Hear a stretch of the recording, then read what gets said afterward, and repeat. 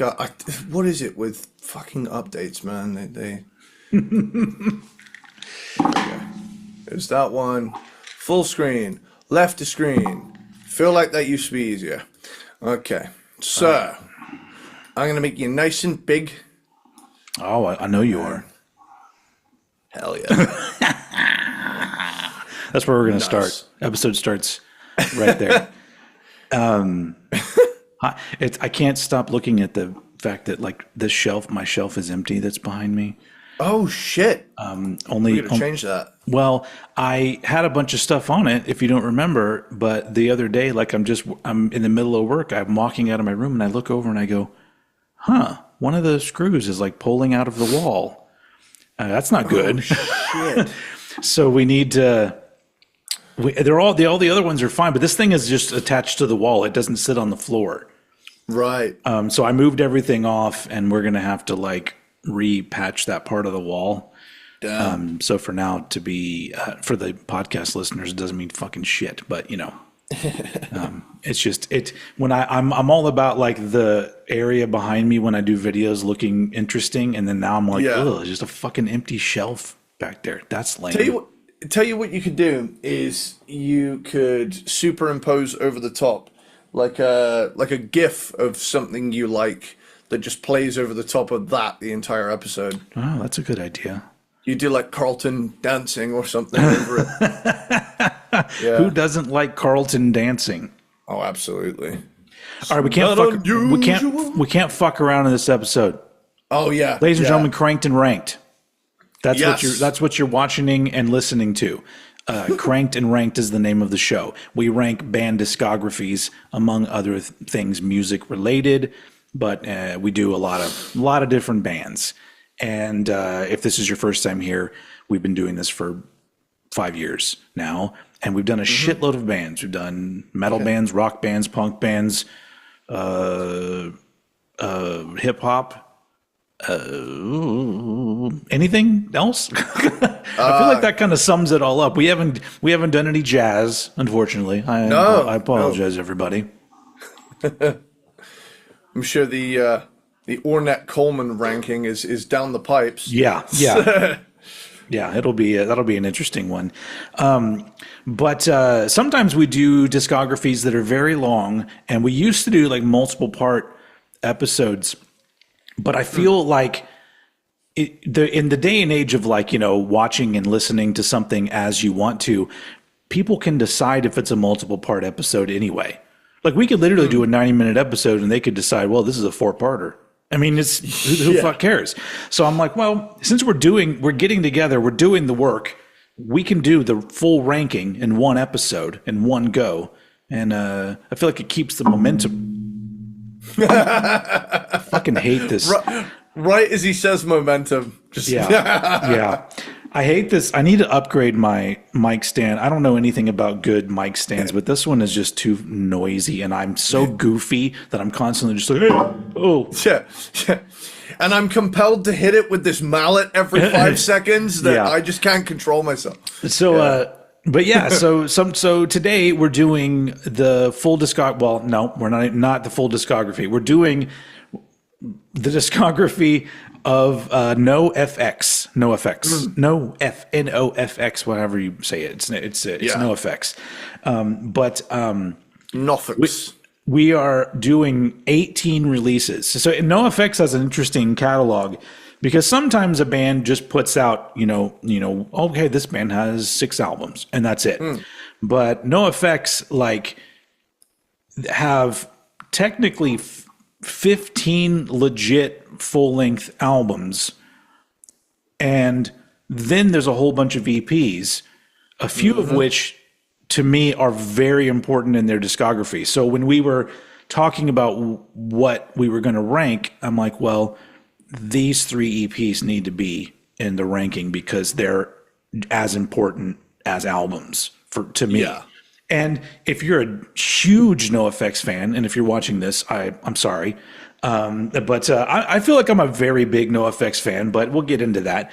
But you could say that we're leaving out things that you might think are very important to their discography. But there's a lot of compilation stuff and there's and compilations, there's other EPs, but you have to draw the line somewhere. And I feel like we picked the 18 most important to sort of, make sure we got all the NoFX in, which is their 15 full-length albums, the ones that they actually released. Like Eddie asked me the other day, "Are we going to do that maximum rock and roll album?" Yeah, and they didn't even know that was released until like 6 years later. Yeah, that wasn't even intended to be an album. It's a compilation of things, and the band didn't put it out.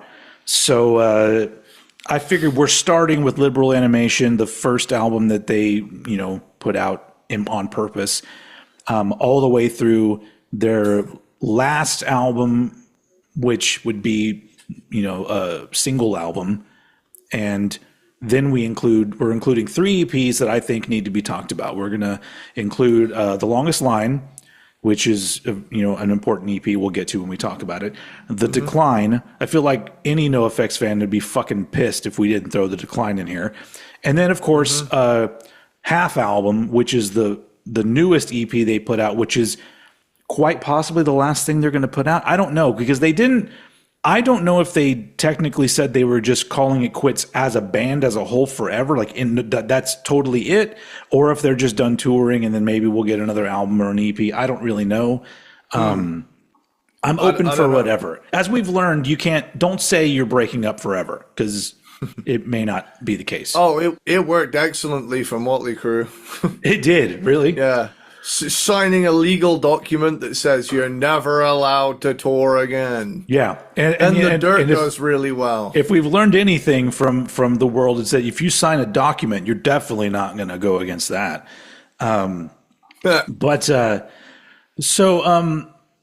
we have a lot to fit in, and so we go off on a lot of tangents, and that may happen anyway, but I'm going to try to keep us on the highway of NoFX. But first thing we normally do is we talk about where the band came into our lives.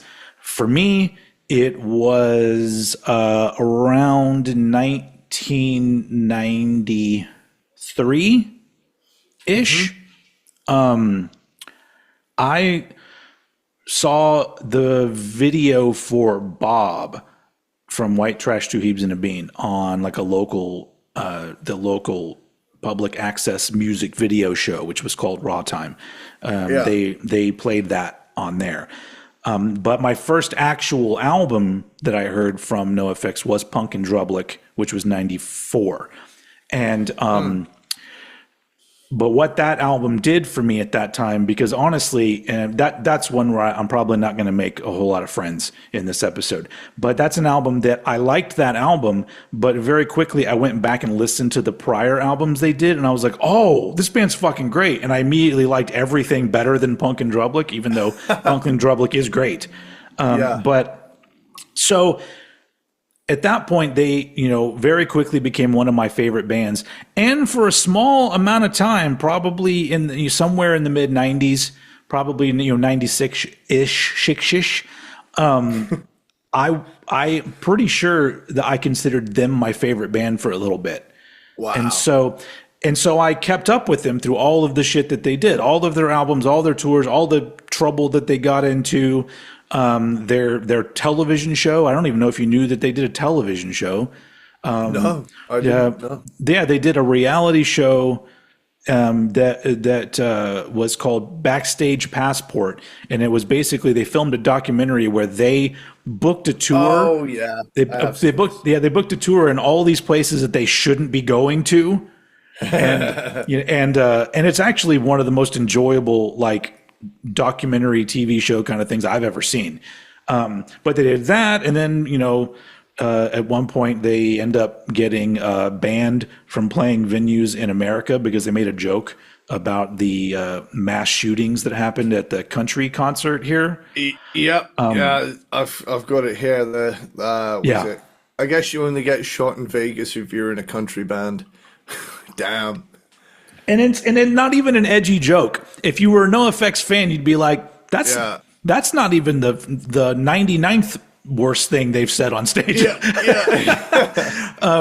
Yeah. But yeah, through all of that stuff, all the way until they called it quits, and I paid to watch their final concert on the, do they still call it pay-per-view? Whatever, it was streamed online. And so like I've been a fan. You could say lifelong fan, because I was just a fucking teenager when I got into them. And so on the other side of things, I don't know if you had any contact with any songs by this band at all before we did this. Did you? Nope. This is all new. Not even one. I'm pleased to say that you have not only introduced me to, another pop punk band I like. This has rocketed to, oh shit, where has this been all my life levels of, god damn, this is good. Which is, it's interesting because I don't refer to them as pop punk, although some of their stuff would fall into that category. But yeah, it is interesting that so many of these other bands that they influenced had popularity in England to where them. Like, the Blink-182s and whatnot. Yeah. But NOFX, for a band that like a lot of people know and a lot of people love, and they have this incredible career, they aren't a band that had hits and MTV songs. And so you're not going to randomly hear a NOFX song in the supermarket and then later on go, oh yeah, I do know that band, because there were no songs like that.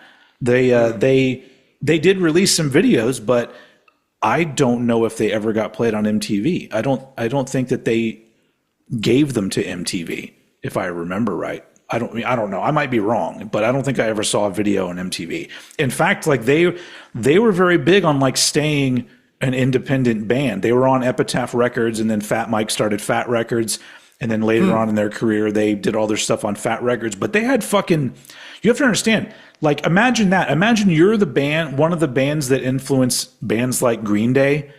Yeah. Every fucking major label in the world was coming after them like, hey, what do you want? And they were just like, not you. Wow. Yeah.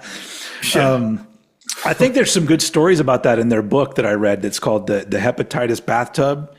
Right. It's a really good, that's like the punk rock version of The Dirt, where it's like, yeah, there's some crazy shit in that book, but the way that it's told is so entertaining, and also a great book. Anyway, sorry, long story short. So you're brand new, but you're from what you're saying, you've enjoyed it. You've enjoyed the journey.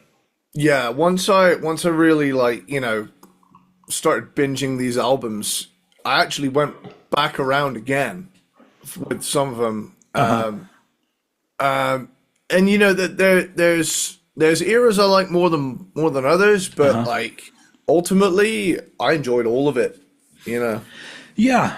That's the thing, is that when we're ranking these albums, there's a point where they go into an era where if we're just talking about all of their albums, these albums I have to go, these are not as good. But if one of these albums is just on, I'm like, yeah, this is fucking great. They've never done anything that I didn't think was fucking great. It was really interesting for me, being a teenager in the mid 90s, that I got into punk and pop punk and stuff like that after already being a quote unquote metalhead. And it wasn't just, there were a lot of the metal leaning punk bands that I got into, which some NOFX stuff does have a little bit of, whether they like it or not, they leaned a little bit into that area where the metalheads could get into it. But there's little sections here and there like like sort of little bits there that there was some chugging triplets or whatever. Yeah, there's some thrash in there. Yeah. So, but for me, I learned very quickly around that time that not only did other people that mostly listened to punk, they didn't want people like me around. Honestly, a lot of the bands, NOFX included, talked shit about people like me. And so even then, even with all that, I remained a fan, and I was just like, look, I get it. Most metal dudes are pretty fucking lame. Okay? I get it. But you know what? I like all of this fucking music. As we've said with any band that we've done, wherever you're the subgenre of the rock and metal experience has taken me, I found something that I enjoyed, and I definitely didn't immediately leave everything else behind. So once I got into NoFX, it wasn't like, well, fuck Metallica. No, absolutely not. Yeah. But that's just me. But I know there are, I don't know, the quote unquote metalhead reputation precedes a lot of us, unfortunately. But anyway, so I'm glad that you've enjoyed this. So let's get into, because I'm curious about our experiences now, because when we do things like this, and I've known their albums for decades, you're learning them now. Will we match up in any kind of way?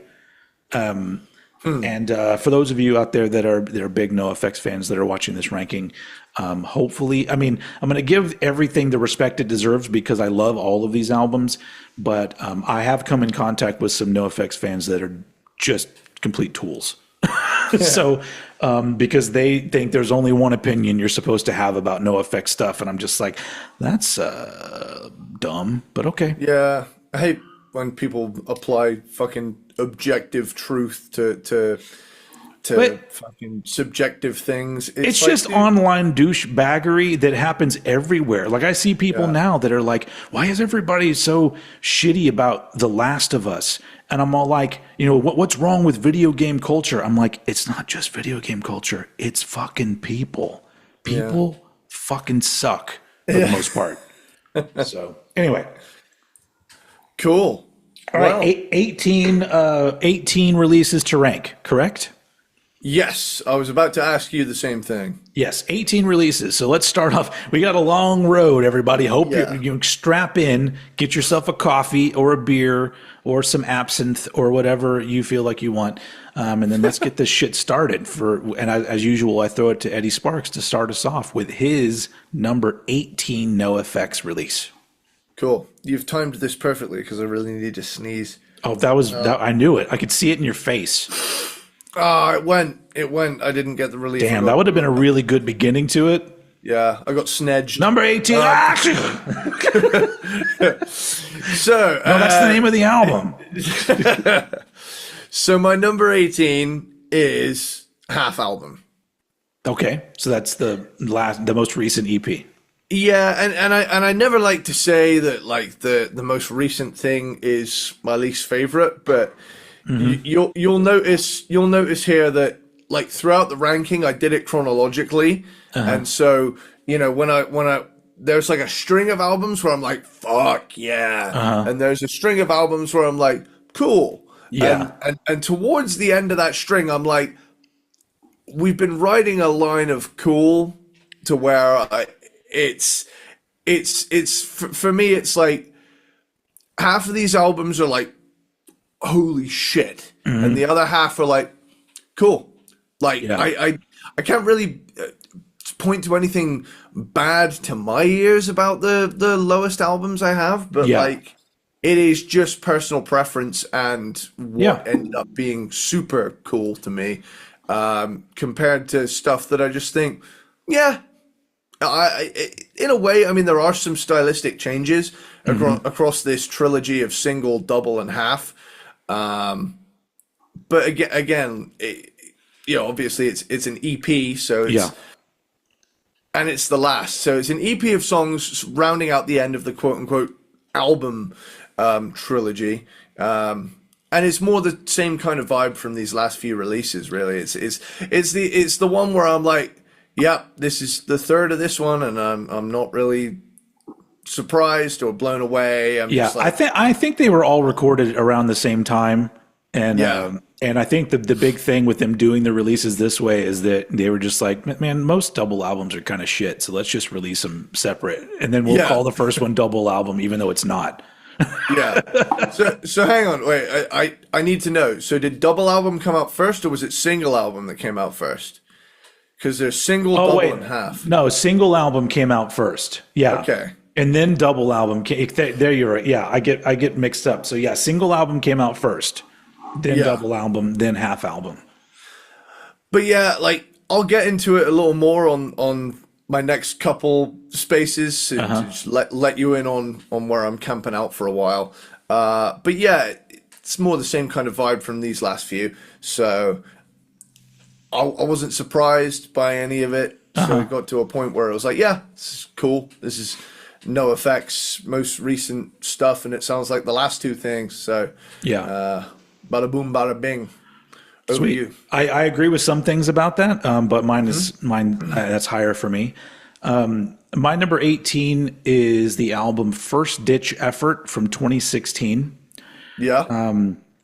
And the reason why this album goes here is exactly the things that you were saying, where even the albums that they were putting out, there was a similar thing that they were doing that didn't veer too much away from it.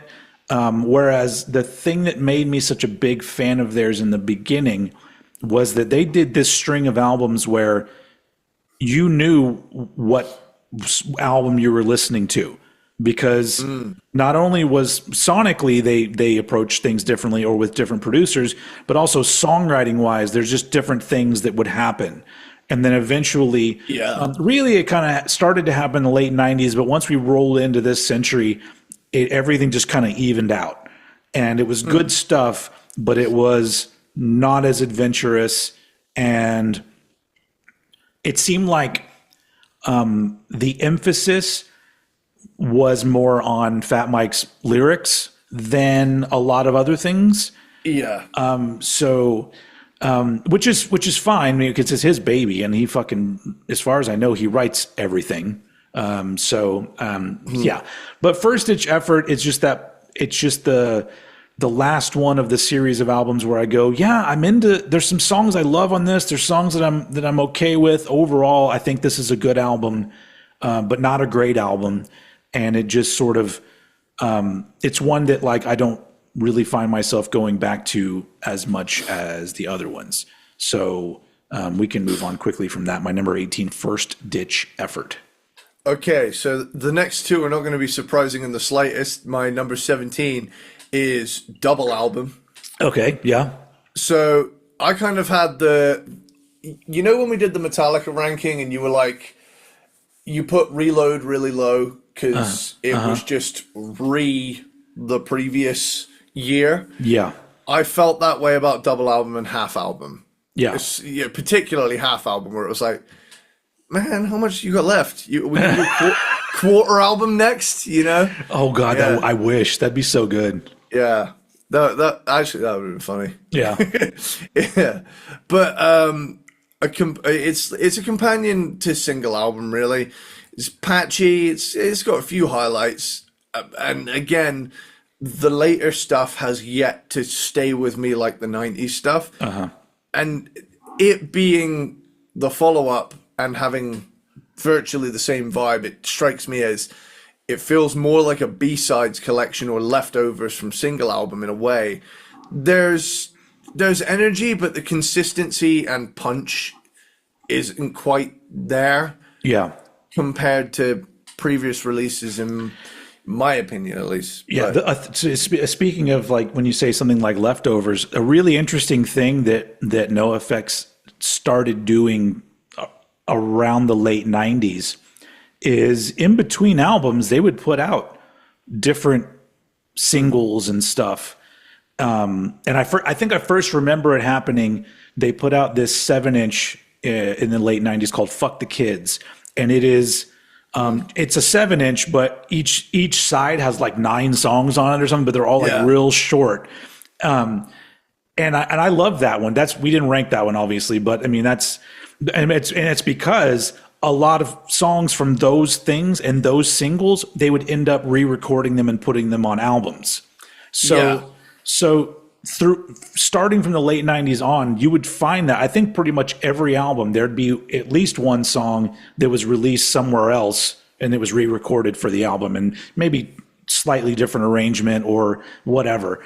But they put out so much stuff. Like if I was that big of a NoFX fan, I would have spent so much fucking money on all the shit that they put out, because and I like that when bands do that, because if you're a huge fan, you just want more and more and more. And if Yeah. that's why I'm just like, for the huge NoFX fans, I had to have been a fucking blast to just be like, oh cool, we get another 7-inch from NoFX. Speaking of load and lots of extra stuff, that load box set looks crazy. I purposely didn't watch the unboxing video because I'm gonna do my own unboxing when I get it. Yeah, I'm hyped for that. I've really gotten into load reload era Metallica Sure. as of late. Like Yeah. and in a way, the cool thing about an album not clicking with you the first time around is that you can almost give it some time and you can come back round to it another time. Yeah. And it'll be like, oh, where's this been? So yeah, I mean, hopefully, me being a brand new NoFX fan, I love when this happens where I have like no prior experience really with a band. Yeah. And doing this makes me a fan. I love when this happens. And funny enough that you mentioned the load reload era Metallica, there is an album that I would consider the load of NoFX, and guess what? It's also one that I really like, so it's higher up on my list. Yeah. We'll get there. But okay, so are you done? Double album was your number 17? Yeah, I've doubled down. Okay. Hey. Hey. I have a similar thing going with mine where number 17 is self-entitled from 2012, which once again, like my notes for some of these look kind of the same. It's like still more of the same kind of thing. Self-entitled has a really good energy to it where like there's an urgency to like this one where I'm just like, oh, I really like the way the songs are recorded and the way the songs are played. It just feels very energetic. I like it, but once again, it's not, there's not enough of a variety. There's not enough surprises. It's a lot of stuff where I go, oh yeah, I mean, I know NoFX can do all of this stuff and here they are doing it and these songs are good. And that's kind of all I really have to say about some of these albums where it's good, but it's, I think any NoFX fan knows that there is that period where like things just, you can like one album over the other, but you have to admit that like there is a similarity to what they were doing. But a lot of bands go through that shit. So number 17 for me is Self-Entitled. Cool. My number 16 is single album. So we've got this out of the way now, and we can start talking about different eras, really, because this is one, as far as I'm aware. So originally planned as a double album, it got trimmed down. It's kind of uneven with the pacing at points. The themes are heavier. The sequencing on single album to me, I'd never really thought that was great. I don't know. It seemed like they could have been arranged in a different way. Although I do really love the way it opens. That first song. That's a big reason why these three are higher up for me, because all three of them have those songs where I go, oh, wasn't expecting this. What is this? Yeah. I just found like looking across these three releases, maybe it's because it's all considered one kind of trilogy thing. I found it quite bloated to get through, but sure, yeah. And I think it felt differently for me because they were spread apart in their releases. So I had a couple years with single album before double album ever came out. So yeah, and like some miss the humor and energy, and I can appreciate the honesty and the stylistic evolution and the changes. But compared to previous albums, chronologically, I found these three to be kind of forgettable. So, compared to the high standard they set in the 90s for themselves, I mean, holy shit, talking about setting the bar high. Yeah. But it's cool, but it's just cool, Yeah. Cool. All right. My number 16. Going back a little bit further back, is Wolves in Wolves Clothing from 2006, which once again they got into this era of doing this similar vibe. This one, it's an interesting album for me because there are some songs on it that I just think are absolute fucking bangers, and I love. But then it gets to a point in the album every time I listen to it where I go, this album's really fucking long. Why is there? And it's not even that long. It's like if there's like a long track at the end of some versions, but it's really just 30, 40. It's 40 minutes long, something like that. And I'm just like, this one feels like once you hit the midpoint, I'm just like, oh my god, this feels like it's going on forever. But some of the tracks are just so fucking good. But so this one had to go here because with these albums, starting at the early 2000s, it all just has to do with like how many of the songs to me are just like at this point to me classic NOFX songs. From just like, oh, these are just fucking bangers. And so there's more on Wolves in Wolves Clothing than the previous two that I talked about. But still, it's still them kind of doing that thing, the 2000s thing that they were doing. So that ends up at number 16 for me. Cool. So my number 15. Okay. My number 15 is First Ditch Effort. Okay, we're just going backwards. Pretty much. There's a pretty through line with my list. I think it's pretty predictable. To be fair. So this is my number 15, First Ditch Effort. So this album saw Fat Mike processing a lot of shit. Addiction, divorce, grief. I will give it it's introspective without losing energy. Yeah, he has a way of writing about himself and about it's so funny how he does it in such a self-deprecating and still like a dark humor. There's a dark humor to it, even when there's serious stuff he's talking about, which I always really appreciated.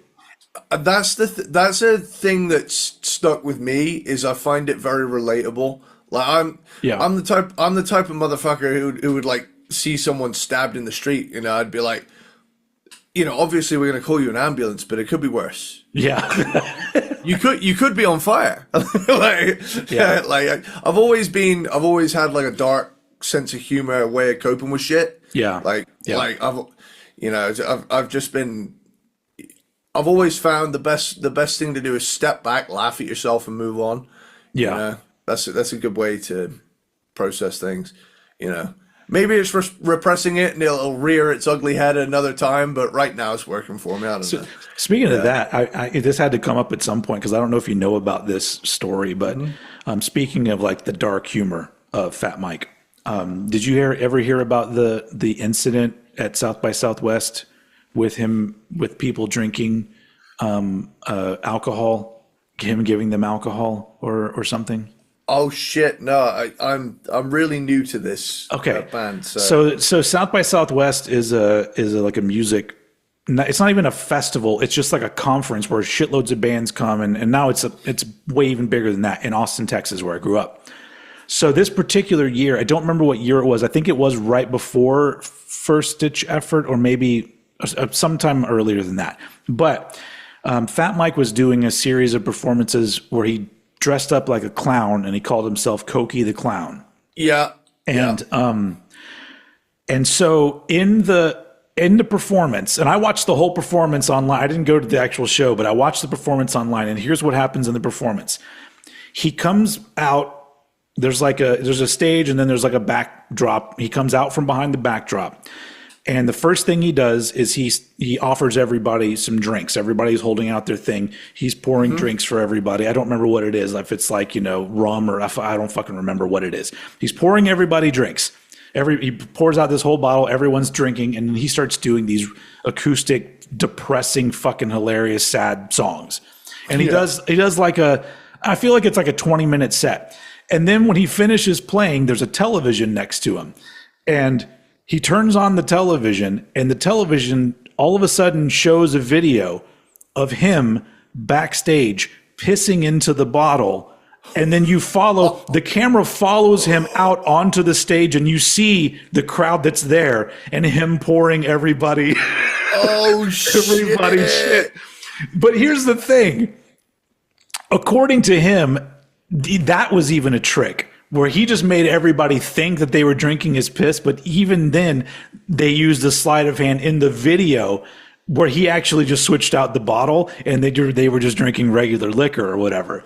Right. But there was that period where like he didn't say a fucking word about it, and all these people just went on thinking that they had drank Fat Mike's piss at that show. And I love that so much because there's nothing like what the first time I saw that video and I just went, oh my fucking God. Is it, you really think that he just poured them a bunch of his piss and they drank it? Hold on. I'm going to get this up. NOFX, South, Cokie the Clown. Yeah. It's just, I just remember just thinking it was the fucking the most hilarious thing. And honestly, if I was there and I had drank his piss, I wouldn't be that mad about it. I would just be like, well, it didn't taste bad enough to where I spit it out. So he must be well hydrated. I don't know. Oh man. Holy shit. Just to be a part of it. Yeah. Are you watching it right now? So where's here we go. So it'll be near the end. Yeah, I've got to the part with the TV.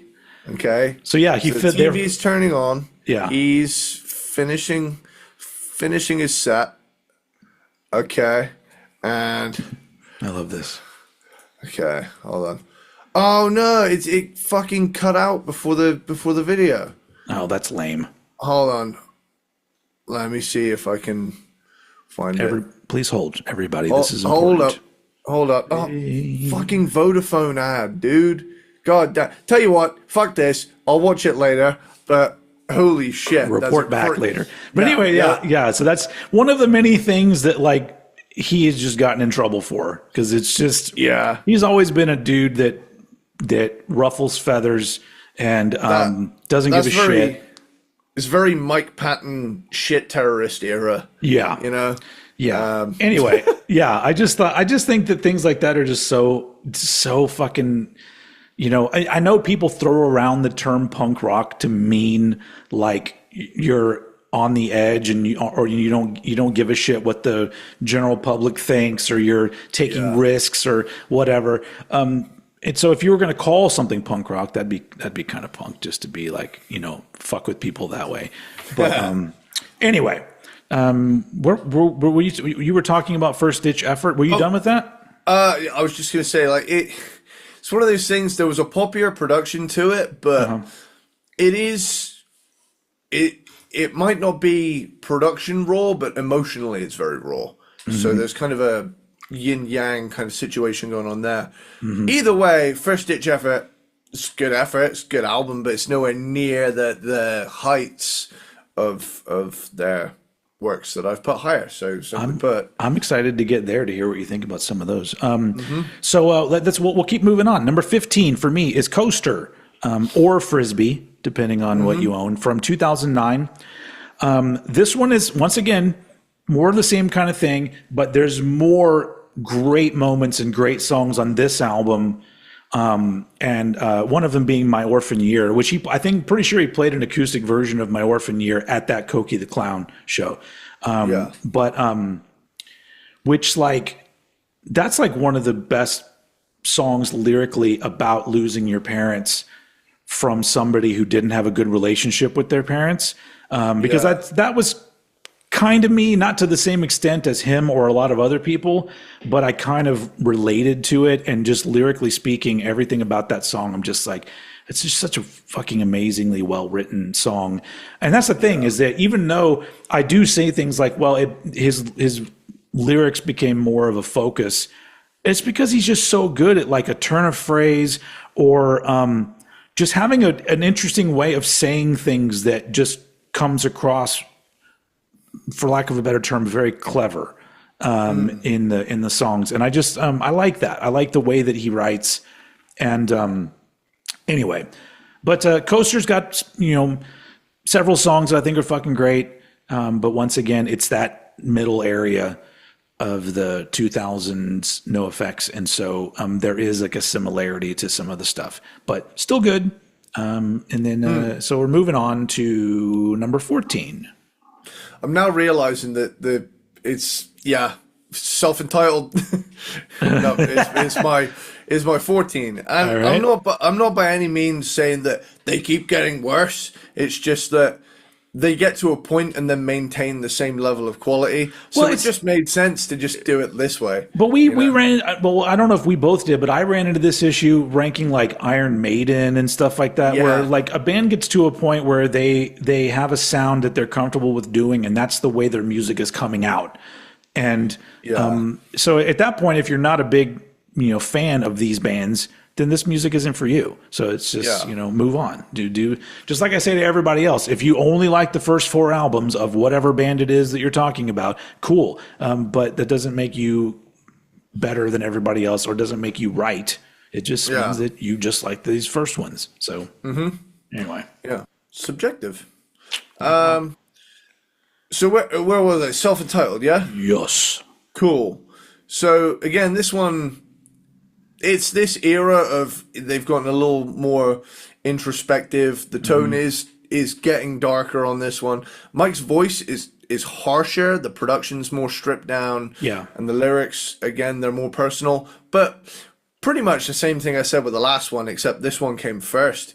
So really, I mean, I'm kind of running out of things to say with these lower ones. But you're not wrong though, because like I was saying earlier, like with these albums, sometimes I know these albums fairly well, but if a song just randomly pops up and I'm not looking at what's playing, I'm like, oh, which album is this on? It's like you could easily misplace a song because there's that kind of similarity. Yeah, somewhere in the 2000s, it kind of rides this line. Yeah. Yeah. So yeah, with that, over to you. All right, cool. So for me, I'm wrapping up this mid-level 2000 stuff with number 14, "The War on Errorism" from 2003. Okay. I wonder what led to this album cover. Yeah. Yeah. This was around the time that Fat Mike and NOFX were jumping into the political side of things with trying to get people to vote, bring awareness to political issues that they in their own way, because around this time a lot of us were very concerned with our country and our president at the time, George W. Bush, which in hindsight seems fine now. It is funny, isn't it? Like I remember recently. I've been watching. There's two things that are usually always on in the background because they're funny and they're so easy to. It's like basically having my family around me at this point. It's having either Family Guy or American Dad on in the background when I'm at home, just at a resting state, not doing anything. If I'm like doing the dishes or some shit and I need something in the background, it's just a good go-to because it's so lighthearted and easy to watch. Yeah. But like, I've been watching so many of like the first 3 seasons of American Dad is just ripping into the Bush administration. It's just 3 whole seasons of Stan sucks up to Bush, and it gets proven to be a fucking idiot. So I can remember these like talking points. I remember I lived through the 2000s as a kid. Yeah. So all of that really was in the background. I didn't really give a shit. It was like, oh, hey, something's going on in Afghanistan. I'm playing San Andreas in my little gaming corner, Yeah. But I remember the watching stuff from that time, looking back over it now, it is a wild era to look back on. Yeah. But compared to the last 8 years, yes, it's so tame by comparison. Like, what the fuck is going on anymore, man? Well, the difference is there in 2003-ish. There was no Twitter.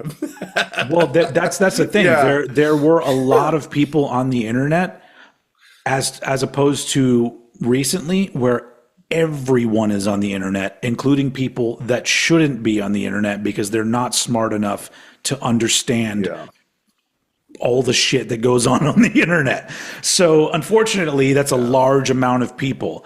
They were still there in 2003, trust me, but it was definitely on a smaller scale.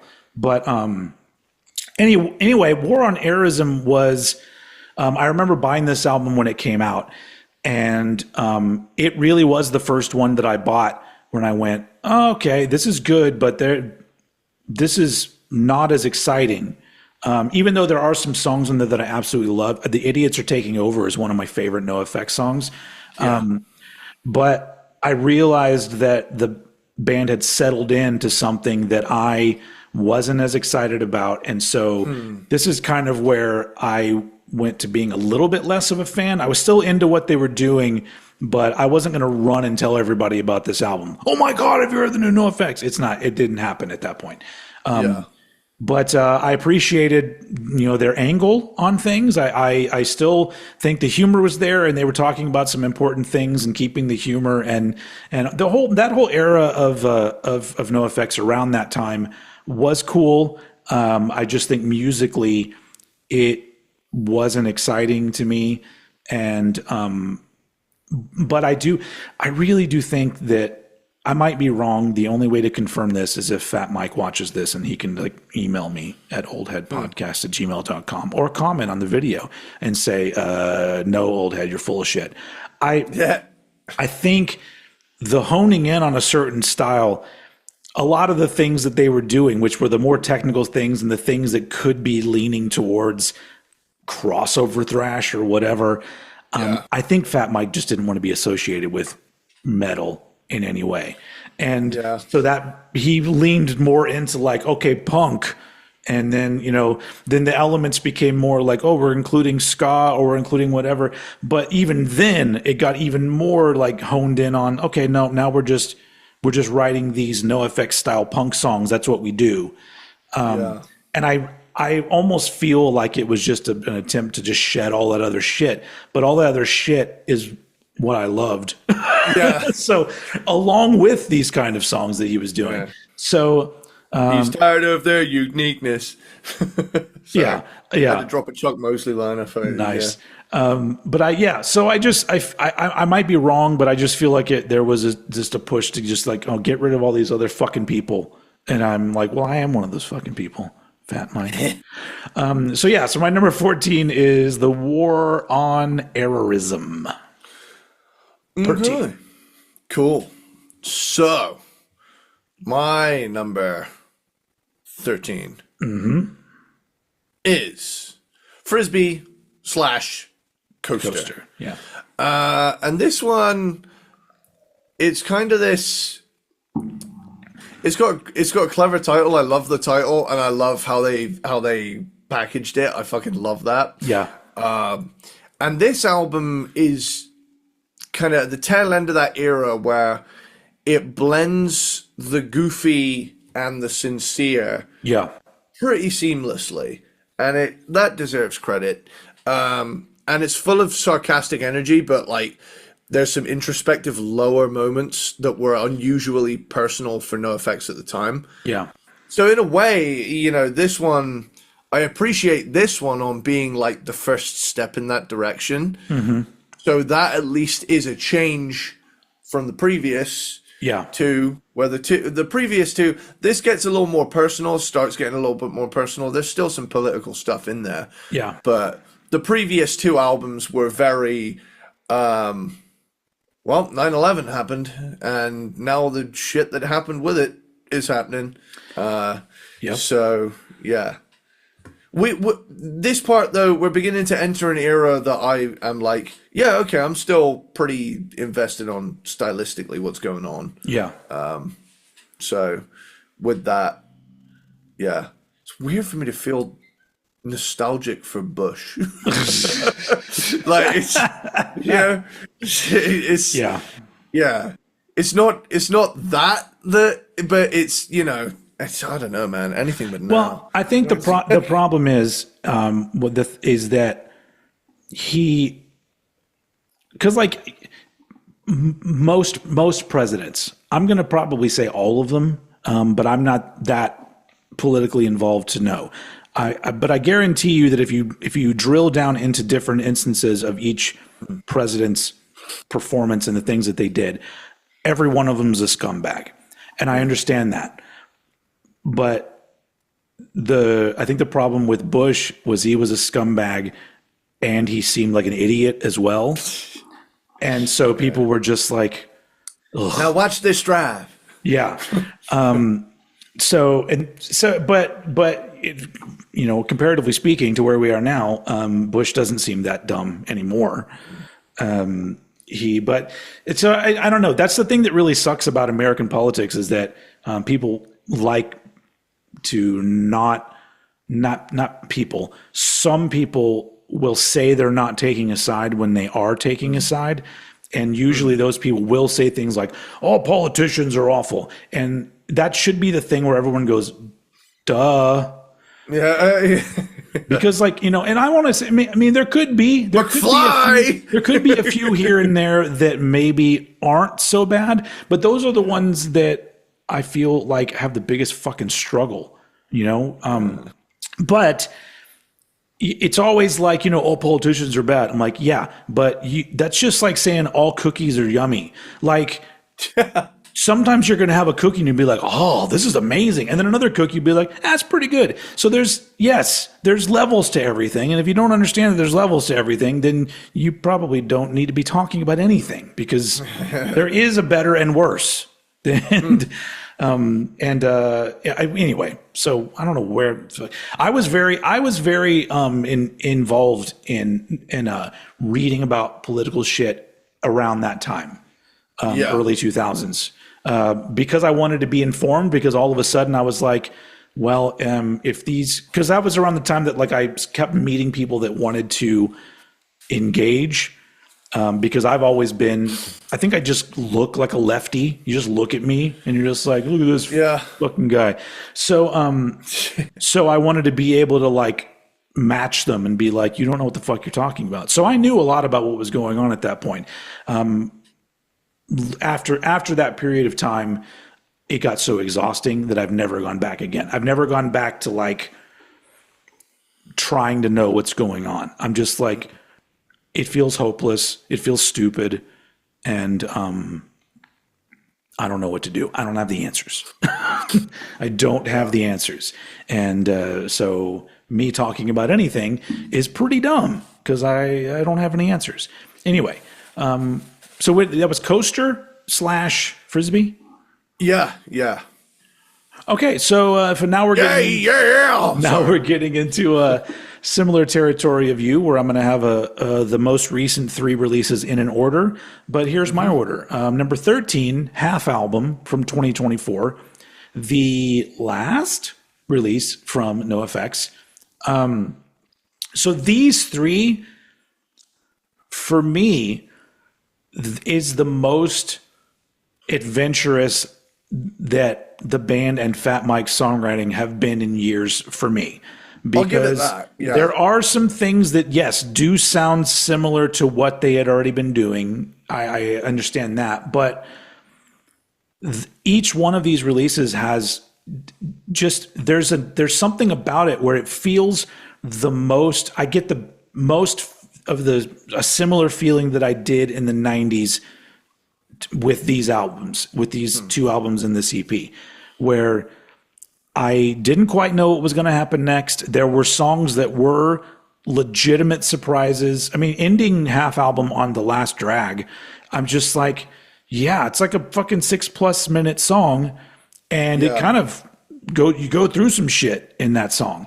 And I love that. And I just love the fact that if they are never going to put out anything again, just going out on this thing where it's like the modern NOFX sound, but there's a little bit of that unpredictability with these 3 that I really enjoyed. And so, but my least favorite of the 3 is half album. So it goes at number 13. Cool. So that brings me to my 12, which is Wolf in Wolf's Clothing. Okay. Continuing on the virtually completely chronological, well, it has been chronological, reverse chronologicals. Yes. So, Wolf in Wolf's Clothing is my number 12. Where is it? Where have I got it in my notes? There it is. Again, it's NoFX at their most political, this and the previous album. Yeah. And it walks that line between serious and silly. Not every track lands, but the highs are very high.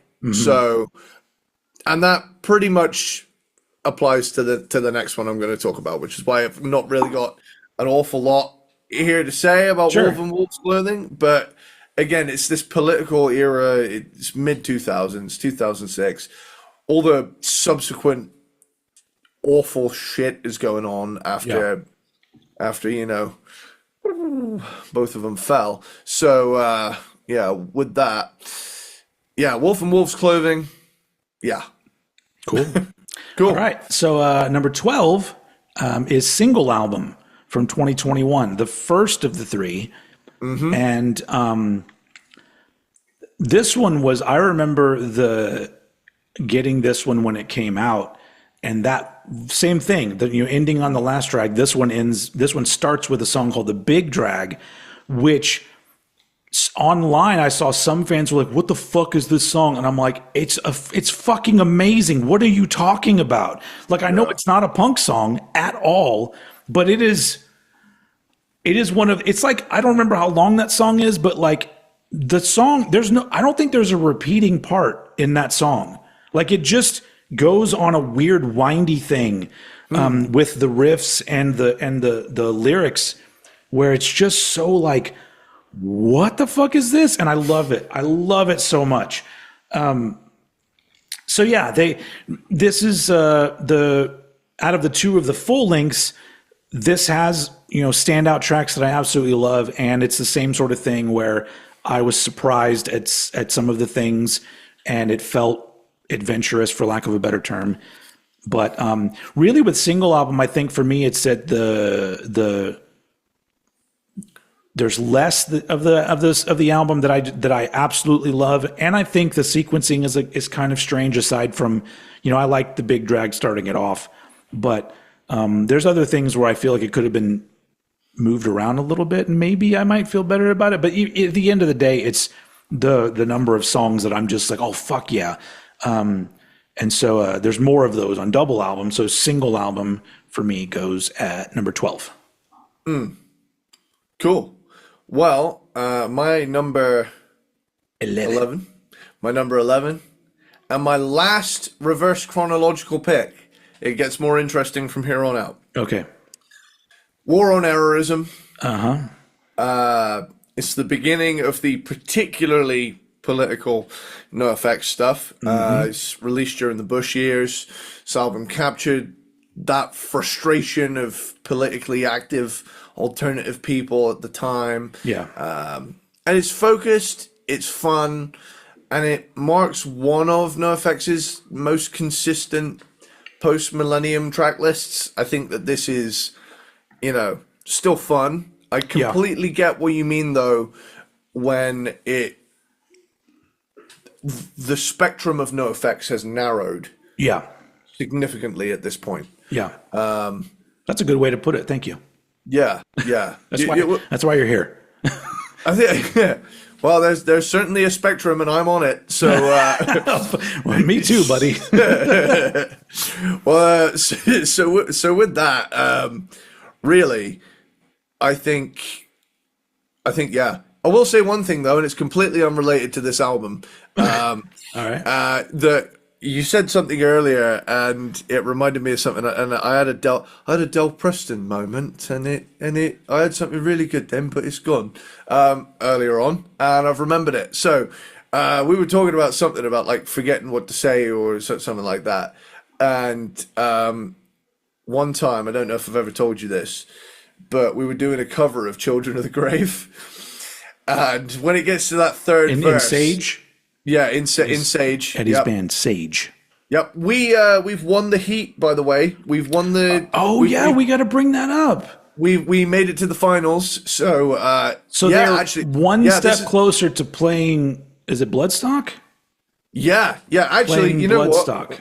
What? Pretty sure. Let me check. Let me check real quick. I this is a good opportunity to do a little bit of promotion. Yeah. Metal. So they had a battle of the bands, like a round of battle of the bands, and Eddie's band Sage won, and now they're in the finals. Yeah. So the grand final, I can't believe I get to hype a little event on here. Oh, hell yeah. Do it. So, okay, if anyone wants to come on down and support your boy and the band Sage, get your plane tickets ready.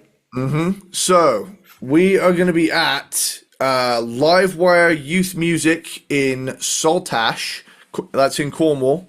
And it is going to be on the 12th of July, which is it's going to be fun. Tell you what, we might even put the link to it in the description. But if you want to send it to me, I will put it in the link. Yeah, a couple months away, and then we'll find out. So what is the actual prize that you win? Like, I know playing Bloodstock, but is there any more details? As far as I'm aware, it's you get to play at Bloodstock and I went and saw Apathy, the band that beat us a couple of years ago, and they played a great set. And I remember the front man. He came out and he started playing, his guitar malfunctioned. He went, "Fuck it, I'm going full front man and let the lead guitarist take over." Yeah. And they played a blistering set. I mean, initially I felt bad for them. I was like, "Oh no, they've made it this far," and then. Homie turned it right the fuck around and pulled it off. And did they play? I'm assuming there's like a side stage. It's a side stage gig, but it's still like, how big is the area they played? So it's like a tent stage at. So it's off to the side of the festival. Yeah, but it was packed when I went. I'm telling you right now, I'm living vicariously through you. I just want you guys to win and play Bloodstock, because that would be so fucking cool. It'll be awesome. The only time I've ever played a quote unquote festival, I don't know if I ever told you this. I never really played big shows. I was never that good, or my bands weren't that good, or whatever. But this one time we got invited to play something called Soberfest. This had to have been in like 2003, maybe. And I wish if I could easily get it, I'd get it, because I still have my lanyard they gave us. But nice. It was legit a festival where they had a gigantic outdoor stage in this big ass fucking field, and all of the bands, we had trailers with like fridges and shit in it. Wow. And I didn't know that's what it was. So when we first got there, I was like, holy shit, this is a fucking field. This is like Wayne stock happening here. And I was like, there was mostly bands that I didn't know. And then I think the last band that was playing was just like, if I remember right, it was some band, I didn't know their name, but Terry Bozzio was playing drums with them or something like that. But everyone else, there was one other band that we knew, like from the local scene, but there was a bunch of things that we didn't really know. And I was like, this is really weird that this is out here in this big space. And so we weren't even first. We may have been second or third, but we still went on when the sun was up. But we're back in our trailer and we're just like drinking fucking mineral waters or whatever the fuck we're doing. Like, oh, this is fucking great. Because there's no booze, because it's Soberfest. But literally, like, we have lanyards and everything. And so I'm just like, this is fucking insane. And so I just remember, like, as the show was starting, I'm looking out and I'm like, no, there's nobody here. And literally by the time we went on the stage, we walked out to this it's like we're playing fucking Live Aid, gigantic fucking stage. And there's like 5 or 6 people milling around the field. And I'm just like, and by the time we left, when the last band was playing, there still was 50 people in this fucking gigantic, and I'm like, oh man, they fucking ate money on that deal. But that was the only thing where the thing was, I finally got to play on a stage where like I could run over and like actually be out of breath trying to run over to another member of the band. I'm like, holy shit, man, it's a big ass fucking stage. I was like, it'd be great if people were here. They were not. And then we left and got drunk. So, so that was Soberfest 2003 or whatever year that was. I have a very similar story. When we first played Drunken Monkey Rock Festival up in Worcester, That's more fun. That's a drunken monkey. We have sober monkeys. It's complete opposite. Yeah. I can remember the first time we played that. That was when we still had Shannon. Shannon was our original bass player, and we went on stage, and there were like two guys in deck chairs and like three other people just walking around the field, and we were the first band on.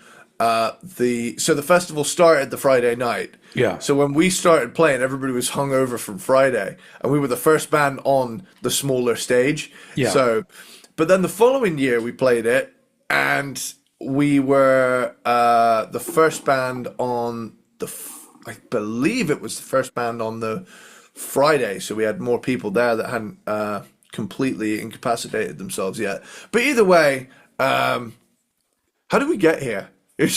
Oh yeah, like the fun Children of the Grave story. Oh yeah, Children of the Grave story. Yeah. So we were doing a cover of Children of the Grave, and we were in a pretty. We'd actually packed the venue out quite well, the deck in Perranporth, and we were playing it, and we got to the third verse. We played it fine, no mistakes so far, all good. Yeah. And then we get to, so you children of the grave, listen what I say. And then he forgets the rest of the verse. And he's I remember that moment has lived in infamy, because it was like, listen what I say, and then Callum realised he didn't say anything. He didn't say anything else for the rest of the verse. He turned and looked at me and went, Something, and I was something, children of the grave. Yeah, pretty much, yeah. Nice. I tried to come in for a little bit, but then I realised I didn't know that verse either, so I was You should have just been like Ozzy. You should have yelled, everybody go fucking crazy! Yeah. I think me now would have done that. Yeah. Yeah. Oh, I was trying to look and see if there's any information online for Soberfest, and of course there's not. But I'll try to dig that thing out for next time so I can show you the laminate and actually read the list of bands, because I don't remember who the fuck was on it. But anyway. Cool. Well, where are we? Oh yeah, because Sage is playing hopefully. Well, good luck to you. I know we still have a couple months to go, but that would be great if you guys got to play Bloodstock.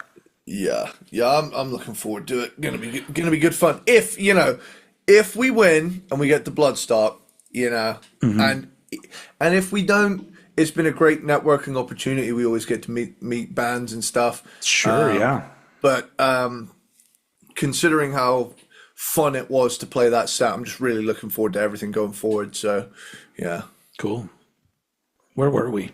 We were on War on Errorism, which was my number 11. So if you want to take it from here. Sweet. My number 11 is Double Album from 2022.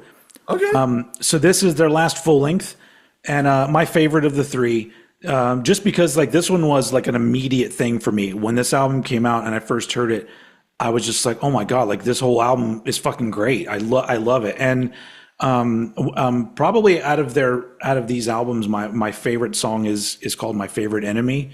And I just think it's a fucking fantastic song. And it feels a little bit like old school, like there's a little vibe of that's like a Punk and Drublick era or something, NOFX, which I thought was kind of fun.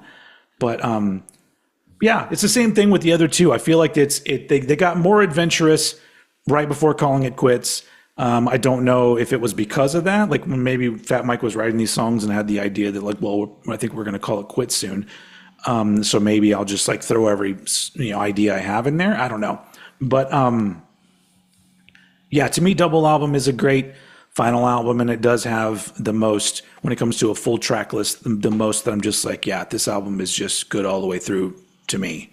And so that's my favorite of the trilogy, the album trilogy, Double Album. That's my number 11. And then I think at this point, even my ranking gets more interesting. So now we're at the top 10.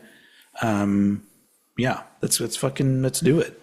Okay, so my top 10, beginning with liberal animation. All right. And my reasons for it being at 10, well, I looked around and there's actually quite a sparse amount of NoFX rankings from what I've found. Oh, there is, huh?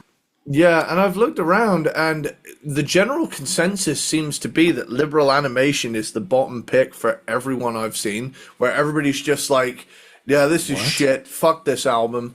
And it's I love that album. yeah, and I love it too. I listened to it, and I was like, dude, this is just an 80s hardcore album. I like that. What's wrong with that, you know? Yeah. I mean, granted, the songwriting's not quite to the level they'd achieve later on, but to me... Or even the playing. Yeah. The musicianship on it. But like I'm like you, where this is from an era that I just absolutely adore, and it's that late 80s, early 90s production across the board. I like production at its rawest and most polished during that time. Yeah. We were talking last episode, we got to talking about Winger and that In the Heart of the Young album, and you checked out a song from it and you were like, oh, it sounds like this. Yeah. Oh, I have to get this album. And that's how I feel about liberal animation. I mean, it's much rawer, it's much more 80s hardcore than the sound they go on to do. Yeah. But I mean, come on, calling it the worst album is just... Yeah, I don't get It that, doesn't but sit... I guess I can especially for a understand, punk though, band. depending on where your entry point was for NoFX.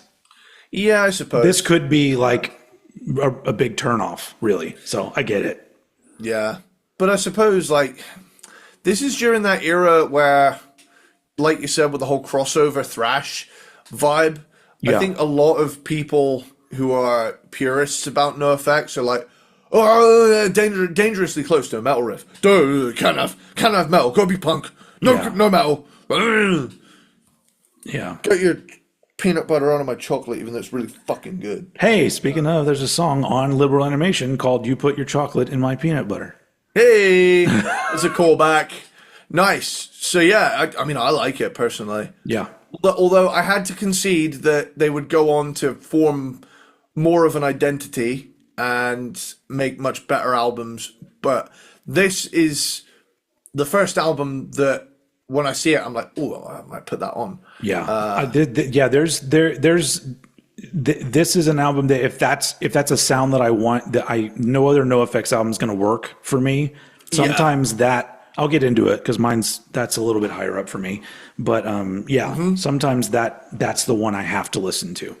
Yeah. Cool. Sweet. My number 10 is Pump Up the Volume from 2000. And this is, I believe, the last one they did for Epitaph before they moved over to just being a Fat Records band at that point. But this is one that at the time was the beginning of me. I was like, this was the first album that they put out that I went, oh, I'm not super into this, but I like some things about it. The difference with this one being over the years, a lot of the songs have really grown on me. Dinosaurs Will Die is one of my favorite NoFX songs. I also love Bottles to the Ground. But it is the beginning of the like getting into the middle of the road NoFX sound. I've always said that there are other bands that have done this, but even on this one, there's a little cool, you could almost call it a progressive kind of thing that NoFX do on Bottles to the Ground. I don't know if you notice it, but there's that part in the midsection of Bottles to the Ground. Time signature change? Well, it's not even a time signature change. It's literally just the same riff, only the lyrics are playing on the upbeat. The lyrics are on the upbeat, and then they immediately switch to being on the downbeat. So without the drummer or anybody changing what they're playing, your ears are all of a sudden, it goes from being a to a but there's no split in it. And I've heard other bands do that, and every time I go, oh, it's such a cool idea, just to like, the music's not doing anything different, but because of where the words are landing, then all of a sudden it's a different beat. You just jumped forward a little bit. We did the same thing with the song "Pray for Me" that opens the album. It's got a breakdown in the middle where I'm just playing a straight 4/4 ga do ga, and then because the riff is in 11/4, I think that's it. Okay, Tool. Yeah, it does swap. It goes from da ga to can da can da da. Yeah. That sort of thing. So I've always been a fan of swapping the up and the down. Any little tricks like that, just because like I remember when this album came out and like me and my other buddies like that I was in bands with, us dorks, where we always brought up that part like, oh, isn't it cool that it switches right there? Whereas I think a lot of people don't even fucking notice it. They're just like, why does that part sound weird? I'm like, no, it sounds awesome. Anyway, Pump Up the Volume has a lot of things I love on it. But really it's the last one that we're going to talk about that when it came out, I wasn't like all over it, listening to it a million times in a row. Now, from now on, we're getting into that point where I was really into these albums. So moving on to number 9. Cool. My number 9 is The Longest Line. Oh shit. Okay. And at this point, as of number 10, I'm a huge fan of all of this. Like we've crossed over from this is cool, but I'm kind of ambivalent unless there's standout tracks. From 10 onward, I'm just like, holy fuck, goddamn, where has this been? Yeah. So this one, just further proof that 92 was the peak of human civilization. I love it. It's great, and stylistically, considering it's only 5 songs. And it clocks in at less than 14 minutes. Mm-hmm. And it's so stylistically diverse. I think this is the first release with El Jefe on it, right? Yep. And huge jump. He was a big deal for the band in general because in their book they talk about how all of a sudden when they're recording with El Jefe, he was the first one that was like, hey, when maybe do another take of that because you could do that better. Like he was the first guy that was like on Fat Mike, like you could sing that part better. Let's try that. Let's try it again. And so like I think he brought a level of like, oh, we can still be a punk band and be serious about like getting the best possible recording of our shit. So he was a big deal for them, and he seems like a super cool guy as well. Yeah. Yeah, funny. We actually haven't talked about the lineup really yet.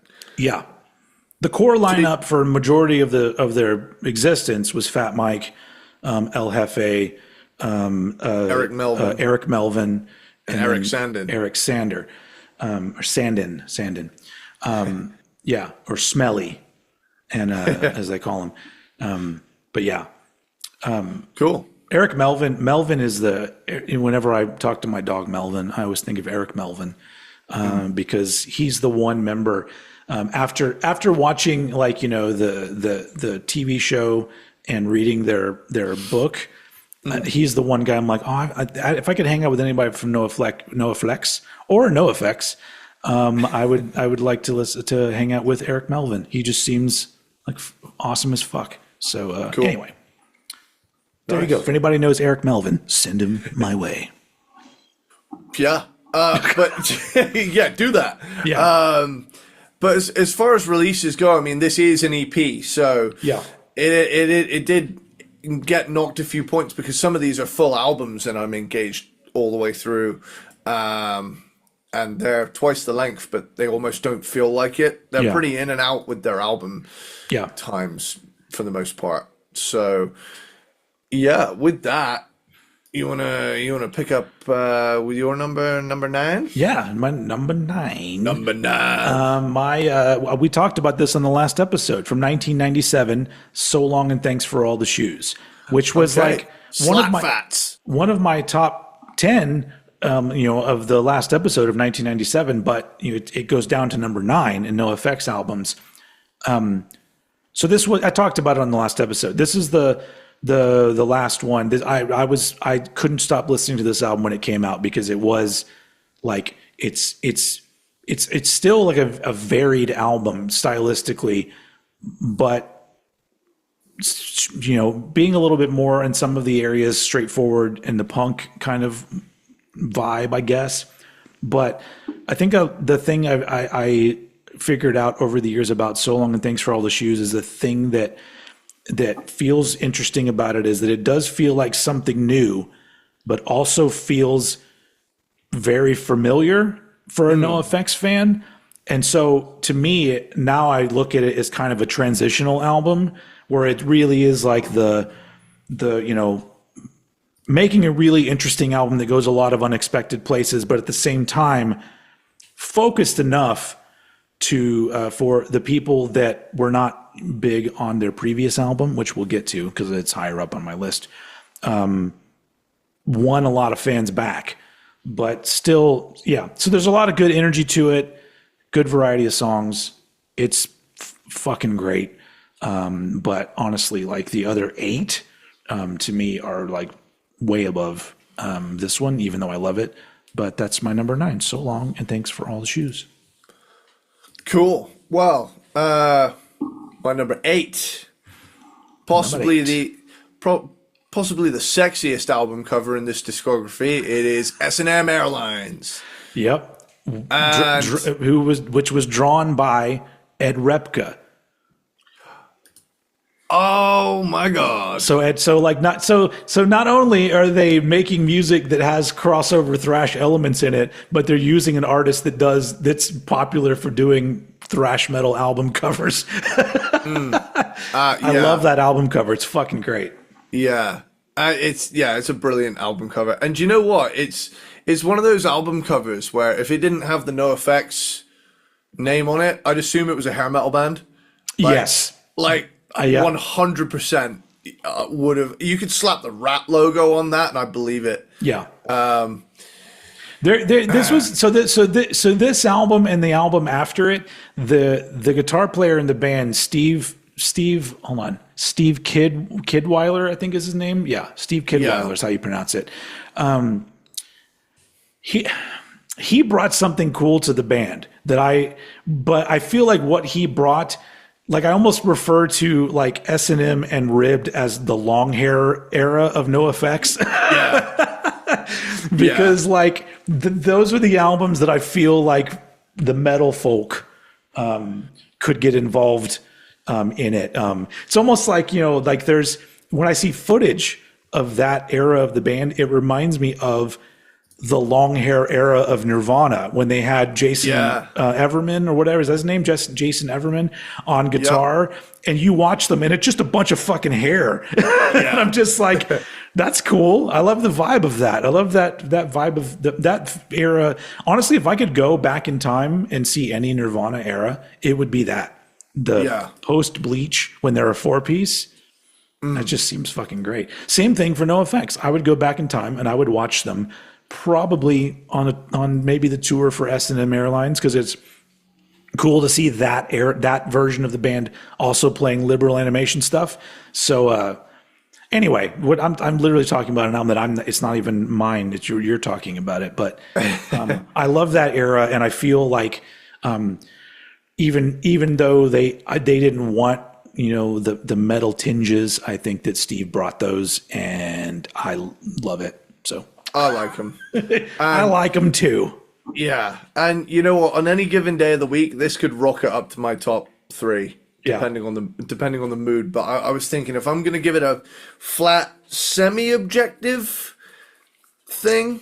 Yeah. So they've not... The cool thing about this album is that you can tell that they're developing. Yes. And it's a sophomore album. There's some subliminal metalage going on in the music. Mm-hmm. The production's a bit cleaner, and it's a step up from the debut. But they as a band, they're a work in progress. Yeah. So they have yet to quite do what they'd become known for. But I mean, I'd be proud of having an album like that. Oh yeah, yeah. With an album cover like that done by Ed Repka, I mean, holy fuck. Yep. It's a yes from me. All right, good. You're moving on to Hollywood. My number 8 is Liberal Animation from 1988.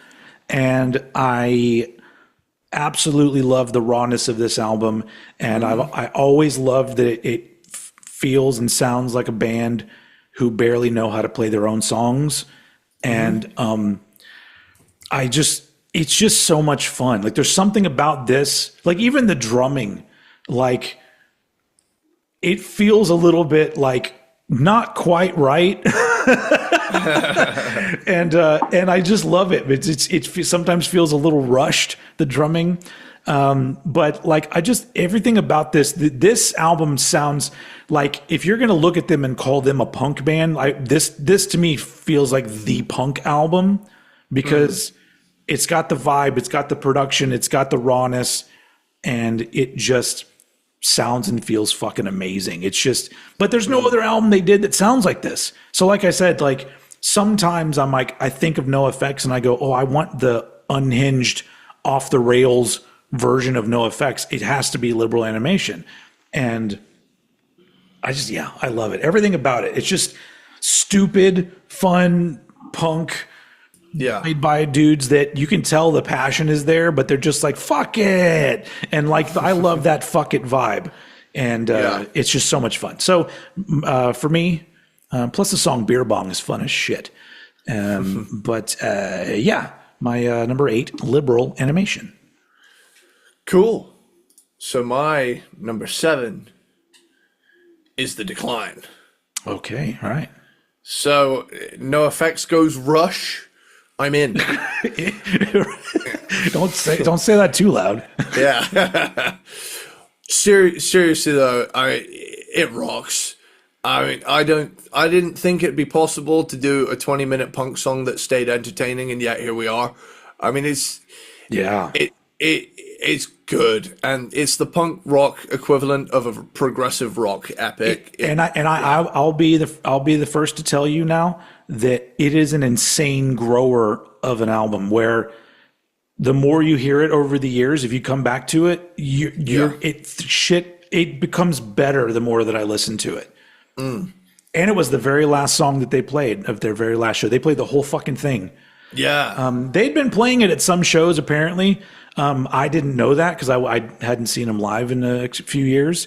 What a way to go out though. But like, yeah, their final, not only that, but the very last thing they did was during the last like section of the song, they brought out like 50 guitar players on the stage from different punk bands, all playing along with the end of the song. So it's kind of a cool ending to everything. But yeah, it's one of their things where like, as a fan, God damn it, I just jump in and start talking about shit. I'm sorry. That's cool. As a fan, I felt so proud because I had been a fan for several years at that point. And I just remember the first time I heard it, I just felt, I don't know why. I was just like, these dudes like did this. And I'm just like, it's just fucking great. Anyway, go continue. I'm sorry. I was just going to say, it blends tempo changes, lyrical depth, musical shifts seamlessly. Yeah. In the same way you would expect bands that do 20-minute epics like Yes, Rush to do. Yeah. But they did it in a punk style, which I didn't think would work. Like when I found out it was a 20-minute song. Yeah.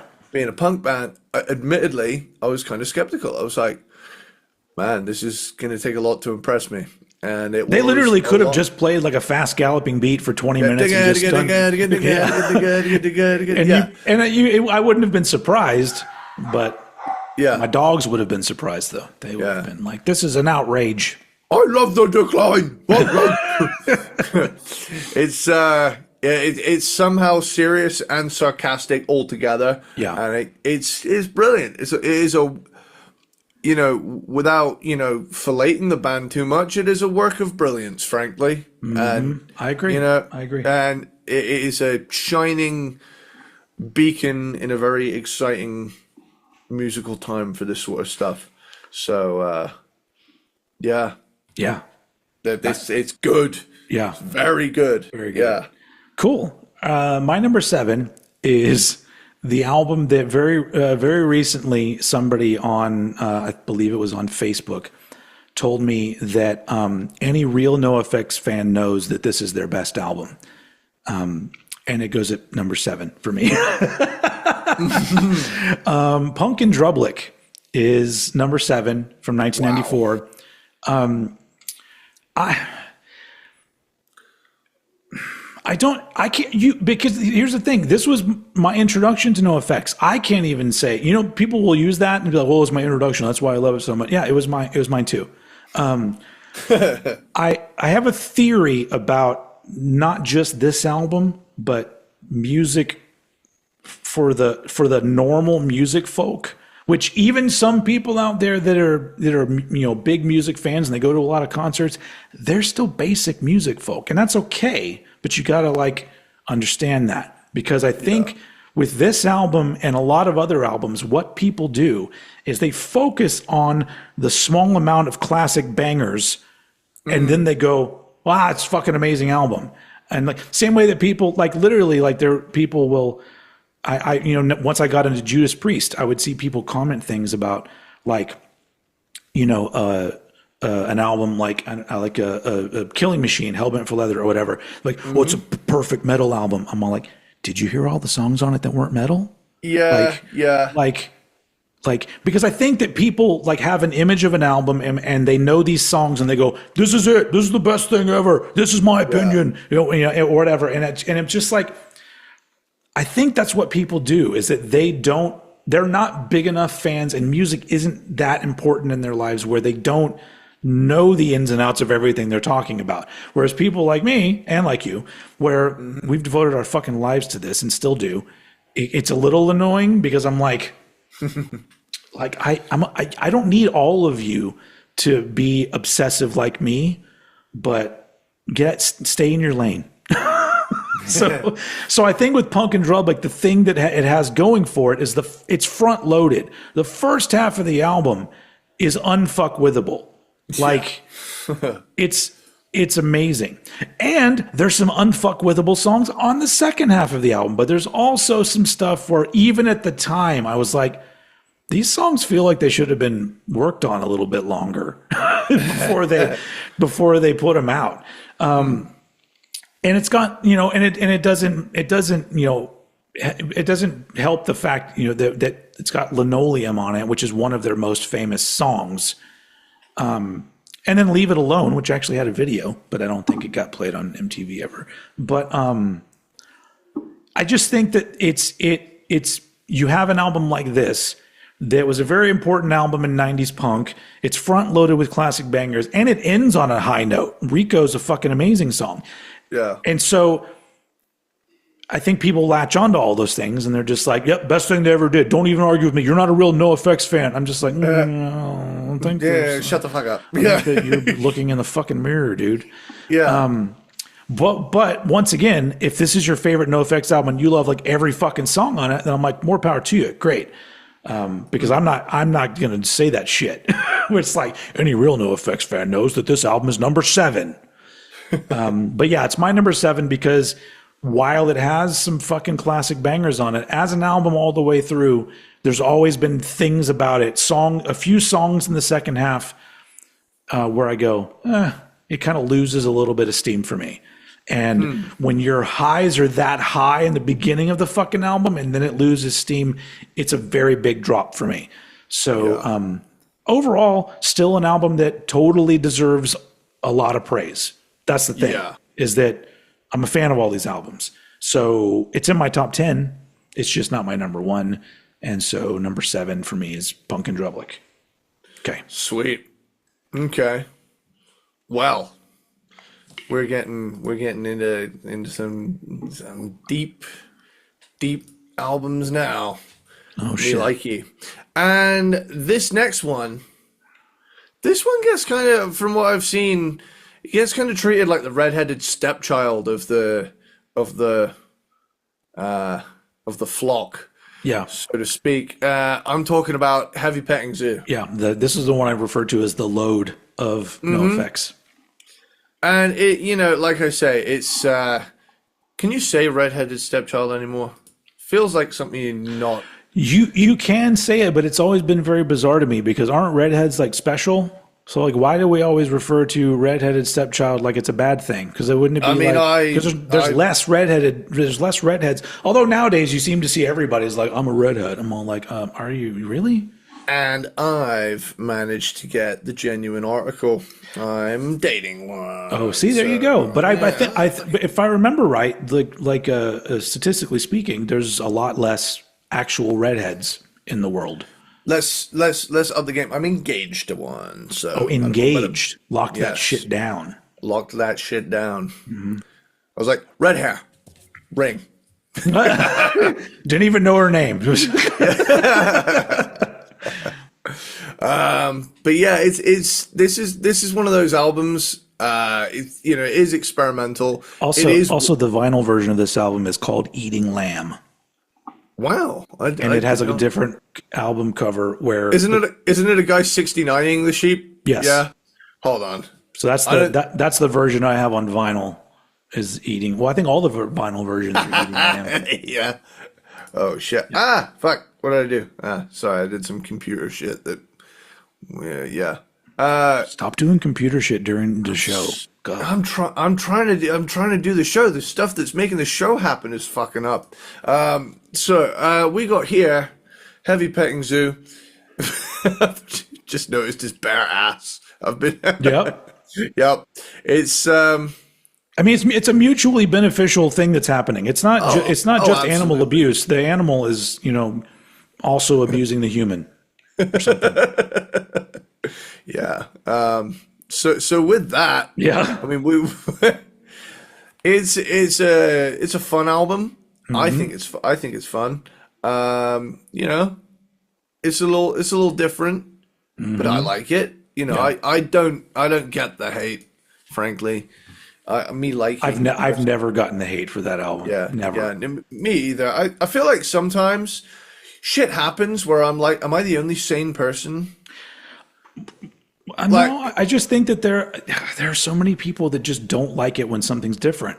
Like I said before, you can't just say this is the toxic, gaming fandom or the metal fandom. No, it happens in punk. It happens everywhere. There's like a large group of people that just don't like things being different. People are awful. To me, that's a flaw. That is a flaw in your personality because that's what I want things to be. Why would you? I don't understand. I don't understand. How can less be more? More is more. I love that. I love that Mike Patton quote. I think it's better if computers just take over our music now. It's the worst thing about music is people make it. Yeah. Anyway, but I don't know. I've always found it fascinating that people seem to forget all the other albums that came out. That you put out one album that sounds different. I'm all like, do you literally want another one that sounds exactly like the other one? Like, I don't understand what you want. Yeah. But everyone's got that one album in something where they're just like, this is where they jumped the shark. I'm all like, well, some other dude said 2 albums before is where they did that. And I'm not being funny. Sometimes the shark needs to be fucking jumped. That's true. Okay? Yeah, it's true. Yeah, I agree. Frankly. Yeah. Yeah. Can't edge me with shark jumping. Yeah. I want to see you jump that fucking shark. Okay. Right. All right. Yeah. So with that, I mean, Heavy Petting Zoo is cool. It's a hard album cover to explain to a parent. I love it for that too. I got sent home from school. I went to go see NOFX on that tour for Heavy Petting Zoo, and they had they called the tour the Fuck You Tour, but it was Fuck EWE. Like the lamb or whatever that the baby goat or baby lamb, whatever. I don't know. Yeah. And so my shirt on the back said "fuck you" on the back of it with the EWE. And I just remember that was I got in trouble at school and I had to turn my shirt inside out because I was just like, whatever. But I wore that shirt all the fucking time anyway. And I just got to the point then where I started wearing my backpack on my back everywhere I went. So I could still just wear the shirt, but nobody could see that it said "fuck you" on the back of it. Nice. Anyway, yeah. High school days. Yeah. All right. Are you done with Heavy Petting Zoo / Yeah, Eating Lamb? I am done with eating lamb and petting heavily at the zoo. Cool. My number 6, S&M Airlines from 1989. I love this album. I think that this is a very underappreciated album. They're still, yeah, you're right. They're still working out their sound, but I've always loved how there's almost a crossover thrash vibe here. When I looked up and did research, Wikipedia had it listed as punk metal. Yeah. So, yeah. And once again, Steve Kidweiler, if that's how you pronounce his last name. Not that I only use Wikipedia for my research. It's just something I picked up on. So I'm like, oh, I'm sure Fat Mike loved that. Wikipedia is very helpful for some things. Yeah. I thoroughly love this era of the band, as I already talked about before. So I love S&M Airlines, and it's like the first 5 or 6 NOFX albums. Those are albums that were like, the albums all have their own kind of thing going on where sometimes I just want to hear that album. And S&M Airlines is another one of those where I'm just like, yeah, I love the vibe of this. I love the sound of it. It's really fun. It's just, I feel like S&M Airlines gets kind of overshadowed by Ribbed for people that are into this era of the band. But even then, I feel like that's even overshadowed, I feel, at this point a lot of times. But if you're into NoFX stuff and you haven't really given S&M Airlines a shot, I'd say do it, because I love it. It's fucking great. Anyway, that's my number 6, S&M Airlines. Cool. My number 5 is Pump Up the Volume. Oh, wow. That one ended up being high. Nice. Yeah, I was pleasantly surprised. And I remembered it from the top 10 of 2000s list. Yes. 2000 list we did. And I'm pleased to say it's become a top 10 of 2000 for me as well. I mean, it's great stuff. It's catchy, fast punk. It's a great sounding record that's polished without losing the punk edge. Yeah. There's melodic precision and great drumming, no filler, to my ear at least. Yeah. I think this is the last of that era of NoFX where, to my ear, they're just killing it. Yeah. Like, frankly, Liberal Animation through Pump Up the Volume is just... I would be pleased if I'd written one of those albums, let alone all 10 of them. Yeah. So, yeah, fuck yeah. It's a fuck yeah. Fuck yeah. I really like this. All right. Awesome. So the top 5 is where things got a little bit interesting for me, because I love all 5 of these so much that they're so close together for me that it's really difficult. But I feel like I'm kind of pleased with my order. My number 5 is Heavy Petting Zoo from 1996. Nice. Their most quote unquote experimental album. I think the biggest issue people had was it just got slow for the most part. There's a couple fast parts in it, but it's a slower album. It was always baffling to me because obviously this was pre-internet, although 96 people started getting the internet. I think I got the internet at my house in 97, I believe. But you didn't see all these like opinions about shit. So Heavy Petting Zoo came out and I was just like, oh man, they fucking did it again. They fucking made an album that's better than Punk and Drublic, and they went in this new area where they're progressing. I told you, like, back in the day, I got fucking spoiled by all these bands putting out a different sounding album and trying something new. So Heavy Petting Zoo was just another one of those albums where I was just like, oh God, this is so fucking good. Only to find out a little bit later that people were just like, this fucking album sucks. I'm like, wait, what album are you talking about? Are you talking about Heavy Petting Zoo? What world are we living in? So it was very weird for me to wrap my head around it. And then over the years, you just hear it over and over again. And I'm just like, it's still fucking confusing to me. Like, what Yeah. album are you listening to? And I guess once again, people just don't like something that's different, I guess. And I still just think that, because around this time, because of the strength of Heavy Petting Zoo, this is around the time that NoFX was my favorite band. And because I was like, holy shit, liberal animation all the way to Heavy Petting Zoo at that point, I was just like, this band is just, because that's the thing. Like, if you give me different vibes in different directions with your albums, but they all are impressive to me in some way or another, then I'm just, I'm going to be a fucking huge fan of you. So that's where I was in 1996. And like I said, I saw them on that tour, and it was it was a fun show. I remember a huge fight breaking out at the show at the end of it, and I remember having to like kind of zigzag out while people were fighting, like, just let us out of the goddamn club. That was at this venue in Austin called Liberty Lunch that closed in the late 90s, I believe. It may have been around till the early 2000s, but it was like, for the early shows I went to, most of them were at Liberty Lunch. It was kind of a cool mid-sized club, like a club, but a little bit bigger. Not theater size, but almost there. Anyway, nobody cares, Stephen. So yeah, number 5, Heavy Petting Zoo. Every time I play it, I just love the variety of songs, and I just think the songs are great. Some of them are hilarious. Some of them are really, really well done. And I just love a band like this that was just like doing whatever the fuck they wanted. And I love it. So that's my number 5, Heavy Petting Zoo. Nice.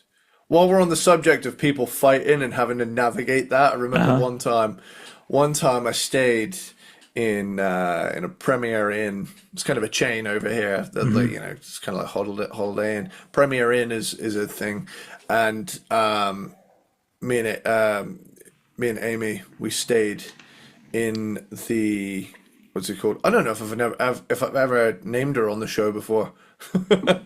Just forget that, everybody. You don't even know what her name is. We can put a bleep here if she wants me to bleep it. Anyway, if she's gonna marry you, I would hope she'd be okay with people knowing it's her. I know. I'm just sensitive to doxing people as all. Oh no, I absolutely understand. And just let her know. Or have her on the show sometime. Yeah. So we were staying at this place, and we were like, I'm still kind of hungry. We'd eaten somewhere, and we'd got back to that hotel, and we were like, oh fuck, well, there's a Lidl down the road. I'll go down there and Lidl, yeah, Lidl. Okay.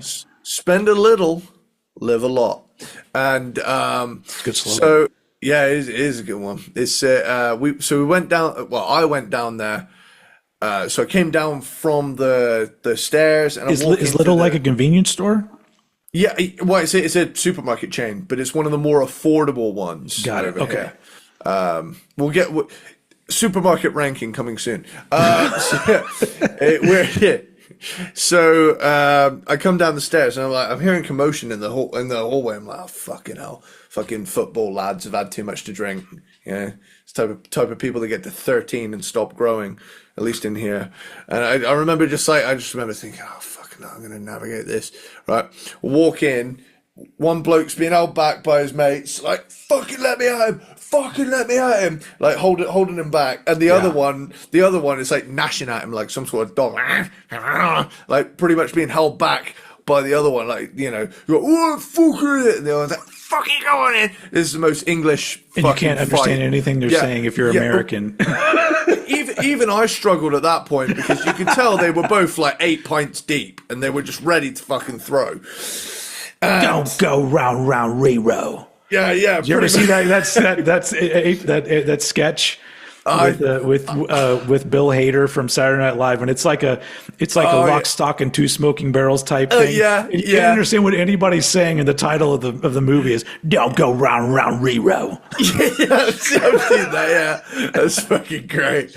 But I just remember, like, I actually walked walked through this fight. These two people being held back from each other by their groups of mates. And I just remember, like, the poor hotel manager stood there trying to calm them both down. And I just walked through this whole thing. It was almost like, right, I've got to fucking keep my cool to not get involved in this shit. Yeah, so don't notice me. Yeah, I'm going to walk straight ahead, stone face. I'm pretty proud of this moment. I had to activate good guys don't look at explosions mode and just walk straight ahead through the whole fucking thing. I just remember back straight, eyes front, walk with purpose, get through it. And I just remember I'm just on my way to Lidl to get some profiteroles. There we go. I'm through it. So I go to Lidl, get the profiteroles, get back in the car, drive back. Homies, I come back. I walk through the door. And one bloke is just stood over him going, not so fucking funny now, oh my God. You fucking cunt. They were unable to break it up. Yeah, and this guy is laying on the floor with so stereotypical black eye and a bloodied nose, and this guy's just on the floor like that. Yeah, so whatever happened, I'm always kind of sad I missed it.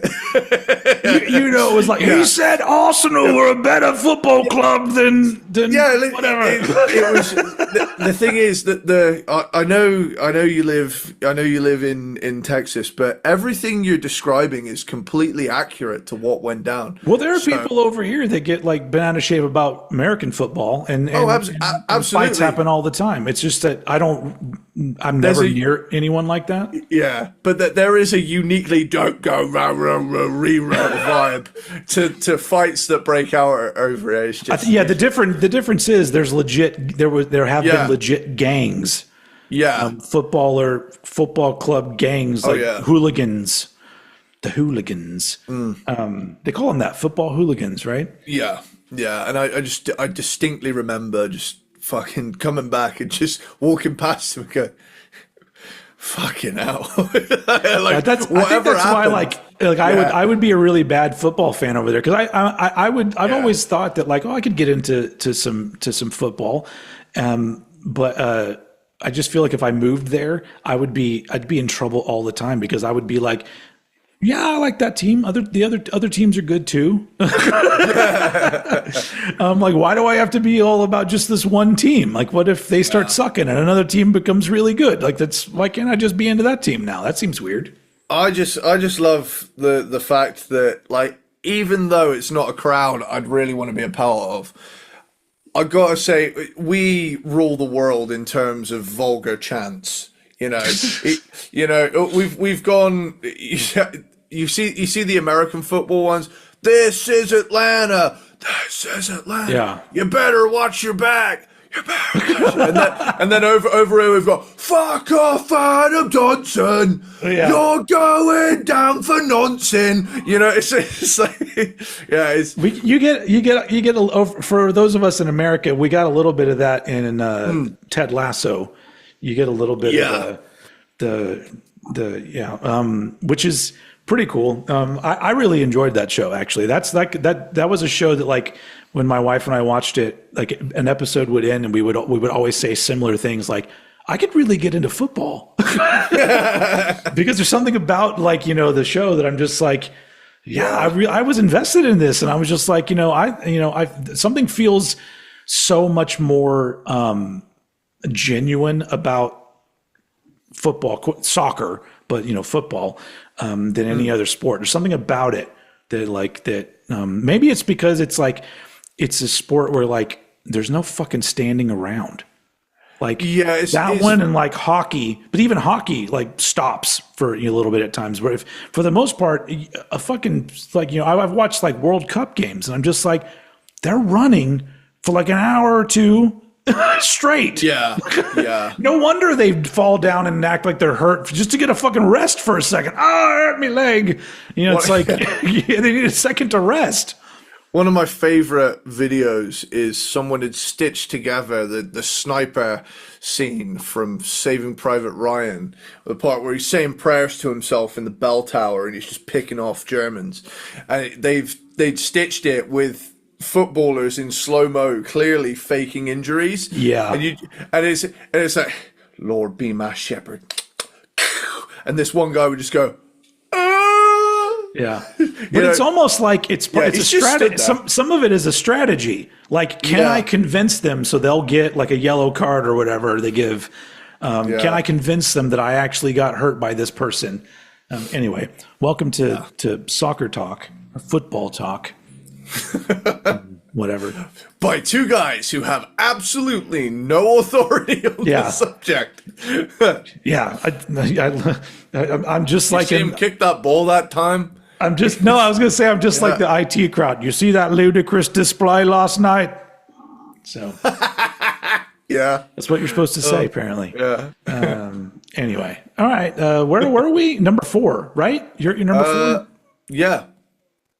So my number 4 is "So Long and Thanks for All the Shoes." Nice. Yeah, this is getting interesting. I like this. And I was pleasantly surprised. Pleasantly surprised to see, like, late 90s, early 2000s stuff. We usually cover bands from the, 80s and early 90s with some 70s thrown in there. Yeah. And this tends to be an era where weaker albums start coming out. Mm-hmm. But not in this case. This band was killing it at the time. And "So Long and Thanks for All the Shoes," I mean, it's a varied track list. It's got lots of different fun things about it. It's everything from hardcore to ska. The songs are outrageously fun. It's brilliant. It's as brilliant as it is absurd at times. It contains some of their tightest writing, and it moves at breakneck speed without losing coherence. It's a very "we're killing it and we fucking know it" album. So, like, for sure, it in rankings, I've seen it either like further up or way further down. I never tend to see it in the middle. Yeah. So whatever it does, there's people that love it and people that maybe not, aren't as into it. But I really liked it, and I found it very, very enjoyable. I enjoyed it a lot, and I'm going to celebrate that with a little sweet from this bag of sweets that have been teasing me this entire time. Well, show the people at home, what kind of sweets are those? We've got Roundtree's Randoms Juicers Edition. Oh, all right. Is it good? Okay, I've never heard of those, but looks like a fruit chew kind of thing. Yeah, they're good. Nice. All right, my number 4, The Longest Line from 1992. Nice. I'm gonna go on record and say, like, there's some I talked about this album before because we did our favorite EPs, and this was in my top 10 EPs on that episode, and it's fucking perfect to me. Like, honestly, like if they had managed to do what they did with these 5 songs and it ended up being a full length of that, this would be the number 1 album on the list. But it goes at 4 here because it's an EP and 5 songs. But intro of El Jefe, it's their most technical. Like this is the most, like, there's parts of the songs, like even Fat Mike, they're like I believe it's the very first song, Death of John Smith, where they played it live after however many years, and Fat Mike was seriously like, I don't know if I can play this. So, and because there's a lot of little technical changes and stuff that go by so quickly that you could just totally miss that it just fucking happened. And weird, changes of time signatures and all this shit. And then of course you've got like the song, The Longest Line, which is this great, like, sort of pop punk song. And then it ends with Kill All the White Man, which is also one of the best NOFX songs. But it's just, everything about it. It's just perfect because it gives you these 5 different sort of flavors of stuff. And, I don't know, something about it where it's just, there's nothing about it that I would ever change. It's just amazing. And really it just comes down to me talking about albums that I think are absolute classics and killer. So I'm putting them in some kind of order. But my number 4, The Longest Line. Nice. Cool. So my number 3. 3. My number 3 is Ribbed. Ribbed. Nice. Ribbed for her pleasure. Yeah. So yeah, always love when you get a Wayne's World reference in there. If you've got your bingo cards at home, people, take that one off. Yeah. So yeah, it's third album. It's yet another step towards their kind of definitive vibe. There's a mixture of funny and energetic rockers in there. I mean, it's full of raw energy, shows off their ability to write hooks. Even if the songwriting is still kind of crude, it's a favorite for its speed and irreverence. I think this album's awesome.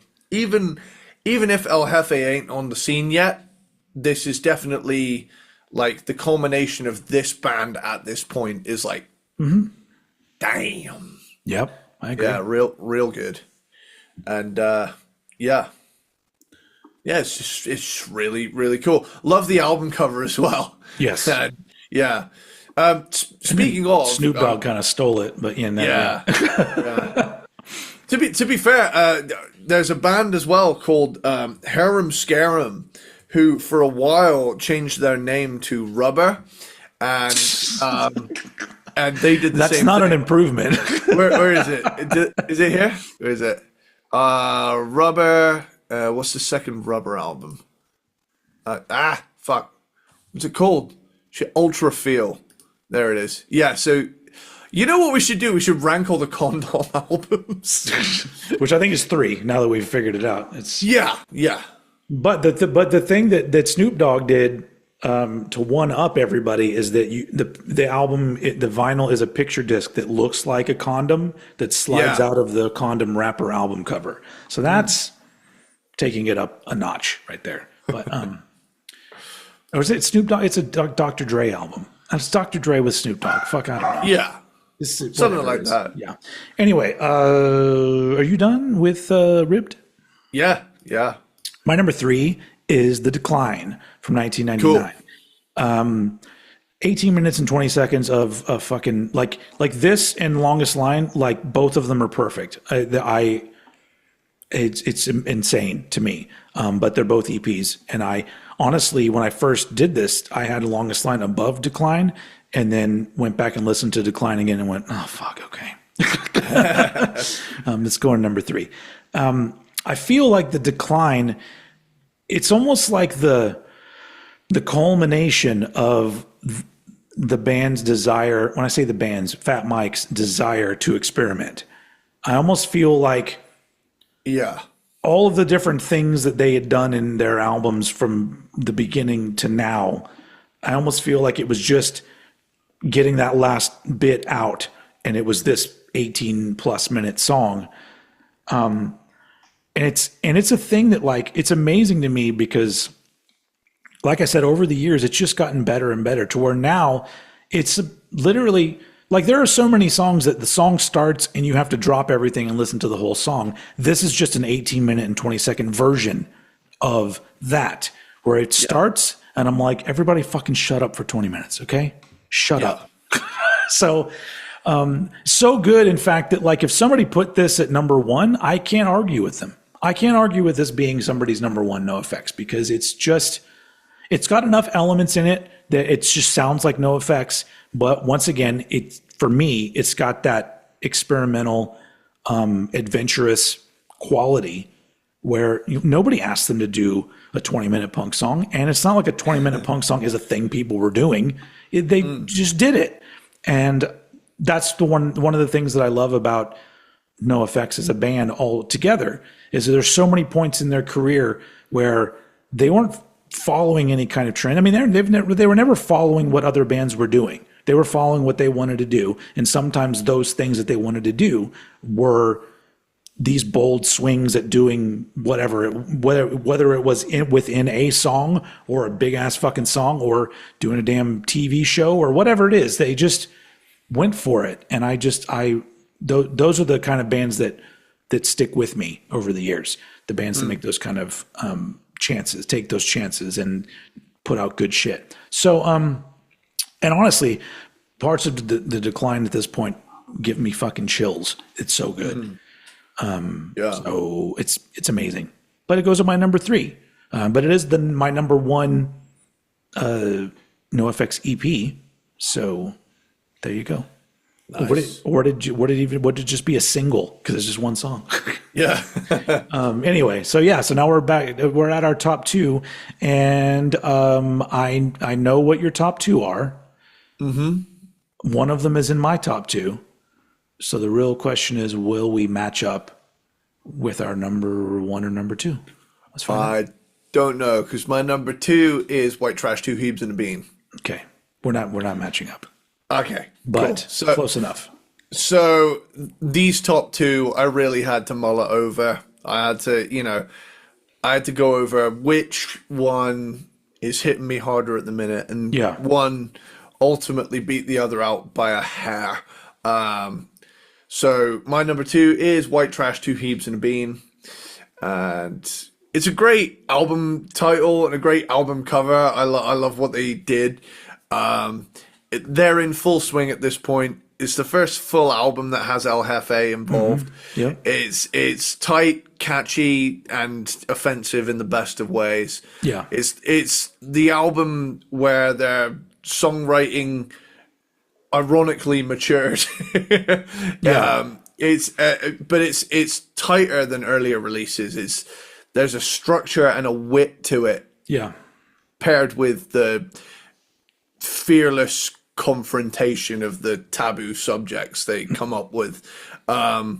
So ultimately, I mean, to have one album this good, in my opinion, is a win. So to have lots of them, quite frankly, is amazing. I've really this has been good for me. I've been meaning to get into some more punk, and this is a wealth of good shit. So Nice.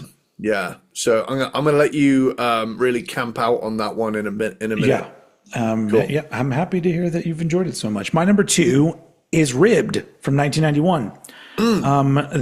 To me, the pinnacle of their punk that the thrash kids can get into kind of era. Which, like, now in the future, but more recently, over the past, I don't know, 20 years, I guess, I don't know, fucking know. I started hearing albums like this and like White Trash and stuff like that referred to as skate punk. At the time, it was just all punk. Same thing with all the different death metal subgenre things now. That was melodic death metal. I'm like, well, when it came out, it was just a death metal album. I don't remember there being these different categories. But I've learned that the albums that people will refer to as skate punk, that's the era and the sound of punk that I got the most into. And Ribbed is a really great example of that. It's a fucking classic. This is one that it just fucking blows right past you. It's so entertaining and so well done. And I really like that this sort of late 80s, early 90s era of not just NoFX, but just fucking music in general. But Ribbed is just it's so much fun, and it has so many classics, and it's got fucking riffs.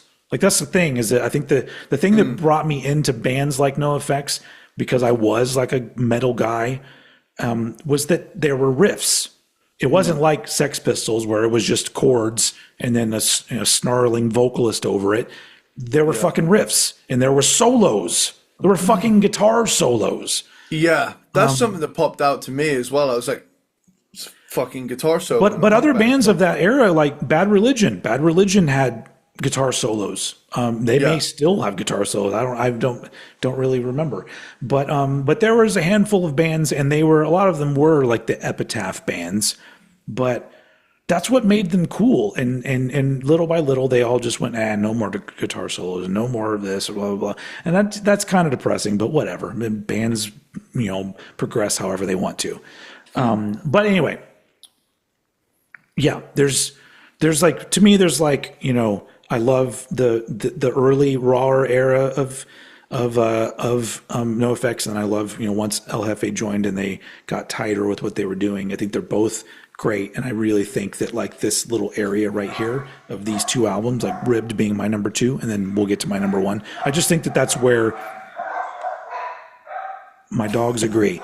That's where I just feel like everything just clicks for me. Yeah. So that's Ribbed is my number 2. Or Barks in this case. Yes. Yes. Cool. So that brings me to my number 1, which is Pumpkin Drublick. Well, you sir, must be a real NOFX fan. I mean, for me, coming into this with the benefit of, having it all laid out, for me, my first impression of Pumpkin Drublick was it bangs all the way through. The production's great, the songs are great, the performances are great. Mm-hmm. It's fast, melodic, funny, politically sharp. It's where it all clicked. They perfected the melodic hardcore sound.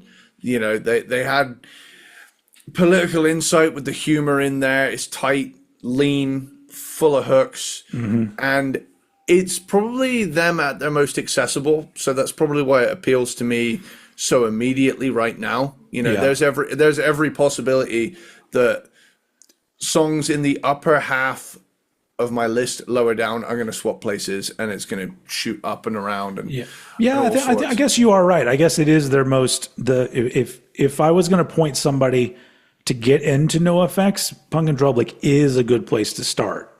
Yeah, because it's where I started, so yeah, it makes sense. And it's done you a lot of favors. I mean, all the albums you've learned about subsequently. Yeah, so, yeah. I mean, it's I'm honest. As much as I disagree with people putting it at number 1, I still can't argue that it's a fucking classic and a great album. So yeah, cool. Well, I mean, the floor is yours, my guy. Number 1, White Trash, Two Heaves and a Bean, 1992.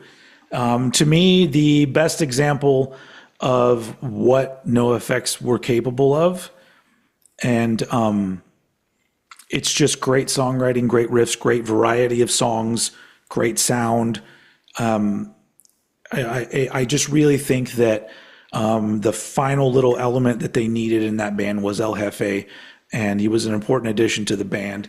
And I think that he helped them, or because of him, they all kind of became the best versions of themselves and the best version of NOFX. And they would go on to do albums that I agree are also fucking classics. But I just think that with, Longest Line and White Trash, something was going on with them at that point where the songwriting and everything to me is just, it's the perfect combo of what they were doing, where the stuff that is undeniably punk is there, the fast stuff is there, the riffs are there, the solos are there, the interesting, song parts that you wouldn't necessarily find in a quote unquote punk song are there. Everything, humor, memorable lyrics, all that stuff, like the package of this album is, I just think it's the most perfect thing that they did when it comes to an album, because and I never get tired of it. Like it's just one of those albums that I love every song on it, and I love how it plays out. And it's just an absolute classic. And I really just think that maybe it was like, the way that I got into them, because it was accessible. So I got into Pumpkin Drublick. And then the next thing I did was I went and bought White Trash, Two Heaves and a Bean. And at that point I was just like, Pumpkin what? What album are you talking about? I just discovered White Trash, Two Heaves and a Bean. You guys go enjoy your Pumpkin Drublick. Because this one just eclipsed that album for me. And but I love all of them. I mean, they became my favorite band for a little bit, and a band that I did not lose touch with. Even if I got less into the stuff that they were doing, I always kept up with what they were doing. I watched their show when it was on. I saw them in concert. I'm a fan. I've been a fan. So that's something to be said, because there's a lot of bands that I loved earlier in life that get to a point where their output is just not as exciting to me, and I just completely lose touch because I'm just like, there's not enough there for me to keep tabs on them or keep being involved in the story of that band. But NOFX never did that. I was always fully invested in every time I heard that they were doing something, I immediately wanted to go listen to it. So, and if they never do anything ever again, they'll be missed. But it'd be cool to get, honestly, at this point, I feel like they could just put out another record of stuff, and but there's so much stuff out there. I mean, they have a fucking thing that I think it's called like 45 or 46 songs that weren't good enough for our other albums, and that's mostly great stuff too.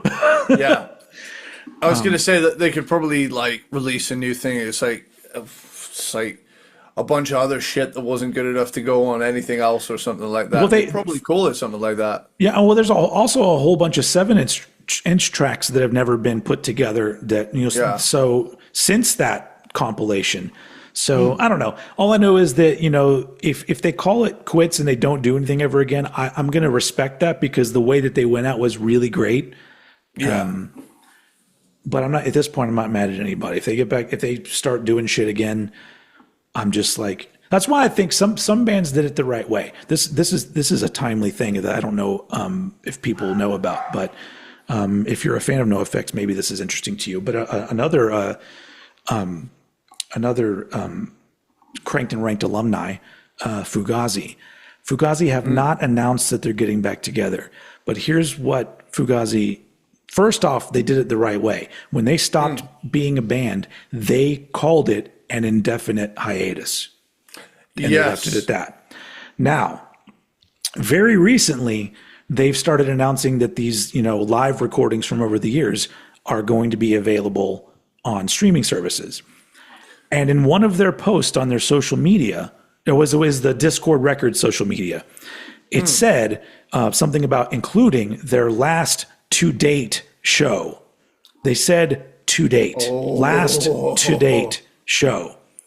Okay. And they don't seem like a band that they would just throw away a phrase like that. Why would they put last to date show? And I'm like, could we be getting a Fugazi reunion? Because if that's the case, that's exciting because I love that band. But that's why I'm like, NOFX said they're done. That's fine. But if I could give anybody a word of advice, it's just like, if you decide to do that, just call it an indefinite hiatus. That way, if 2 years down the line, 20 years down the line, 40 years down the line, life changes so fucking much for so many people that all of a sudden you'd be like, I'd like to play with these guys again. But God damn it, we signed a contract. And so, do some, indefinite hiatus is the way to do it, because that way, if you never come back again, you've left this legacy and people love you. And then if you do come back, people are like, oh, well, they did say it was indefinite, and they didn't know where it was going to end. So, anyway, so long, and thanks for all the music, NOFX. Yeah. And I'm glad that you enjoyed this, because there are some bands that we do that, like, I know we overlap in so much stuff from like the 80s and the 90s, but I think when you get to like the punk side of things, that's kind of where you haven't had as much exposure as I have. And so whenever we do these, it's very cool to when I see that you enjoy it, because sometimes I'm like, God, I'm making him listen to fucking 15 albums and 3 EPs. No, I love that shit. I love the thing I love about this show is it gives me I don't want to say forces me, but it gives me that kick up the ass I need to go check out new shit sometimes. Yeah. Like, it would be so easy for me at this point, at 27 years old, to be just like, well, I'm quite happy listening to Alice in Chains for the rest of my life. Yeah. And like, I love Alice in Chains, but there's other music out there to discover. That's always going to be, it will always be my safe home. Yeah. Oh, nice. That's been me. It's never ended. Like, now I know it's probably never going to end. I don't know, but like I'm quickly approaching 50, and I still am never satisfied. I'm always like, there's going to be a new band I'm going to find. There's going to be an old band that I discover that I didn't know about at the time, or whatever. And I'm just Eddie's always going to have some obscure 80s AOR montage gem that I've never heard. could be. I don't know. Yeah. But yeah. So speaking of that, hold on real quick.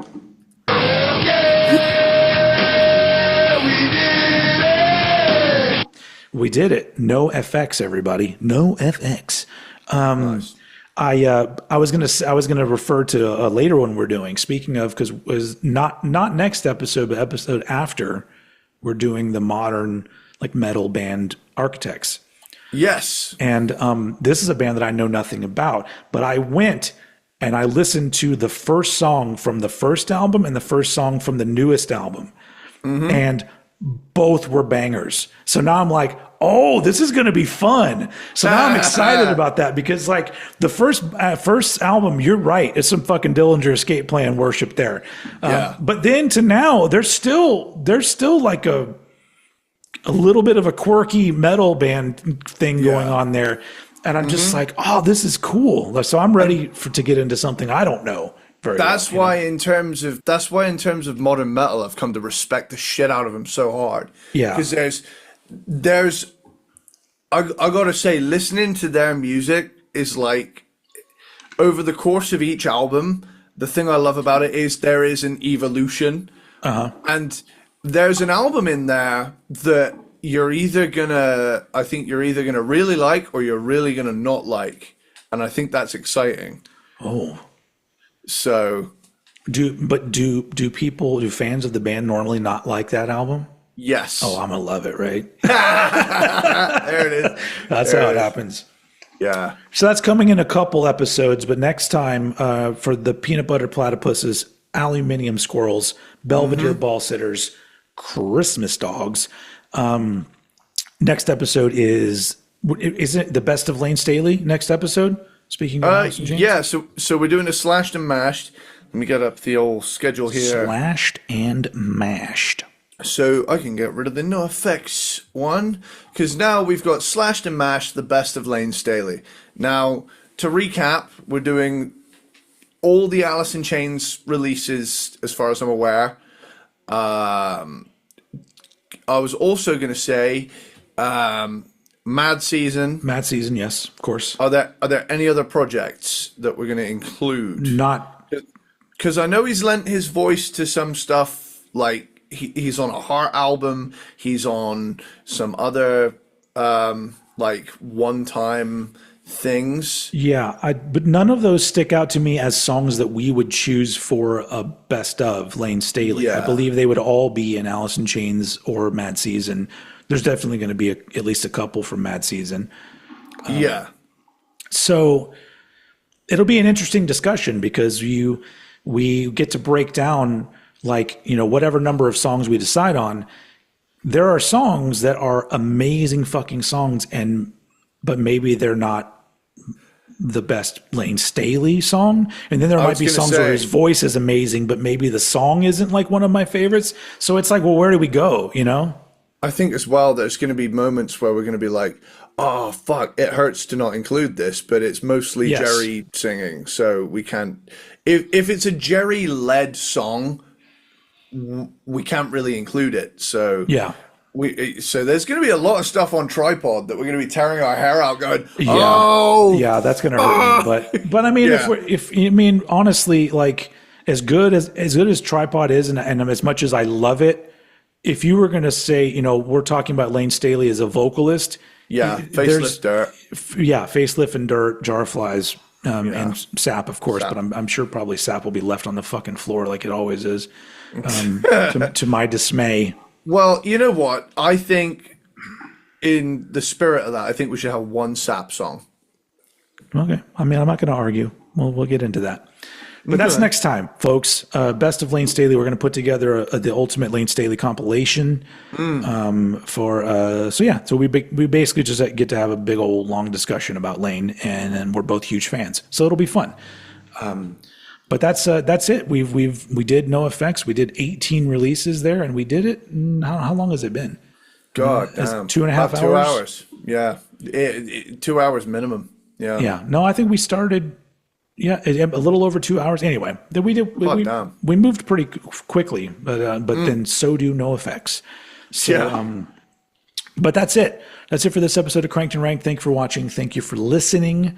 If you're a NOFX fan, put your list in the YouTube comments, or if since there's so many of them, maybe just put your top 5 for NOFX. But yeah, or if you didn't know them and now you're getting into them, because I see that sometimes where people will say, I didn't really know much about this band. Now I'm getting into them. I appreciate that because I always say that the ranking, the order that the albums go in is not as important as the discussion about the band. And so that's why I like it when somebody gets into it, because I'm just like, oh, cool. Because you don't need to get into it and decide that you agree that White Trash is the best album. I just want there to be a discussion and us to either entertain people or turn people onto stuff. So it's always fun. Anyway, so that's it for this episode of Cranked and Ranked. And as usual, to wrap up the whole shebang, I'm going to throw it over to Mr. Eddie Sparxx to take us out. Later, dude.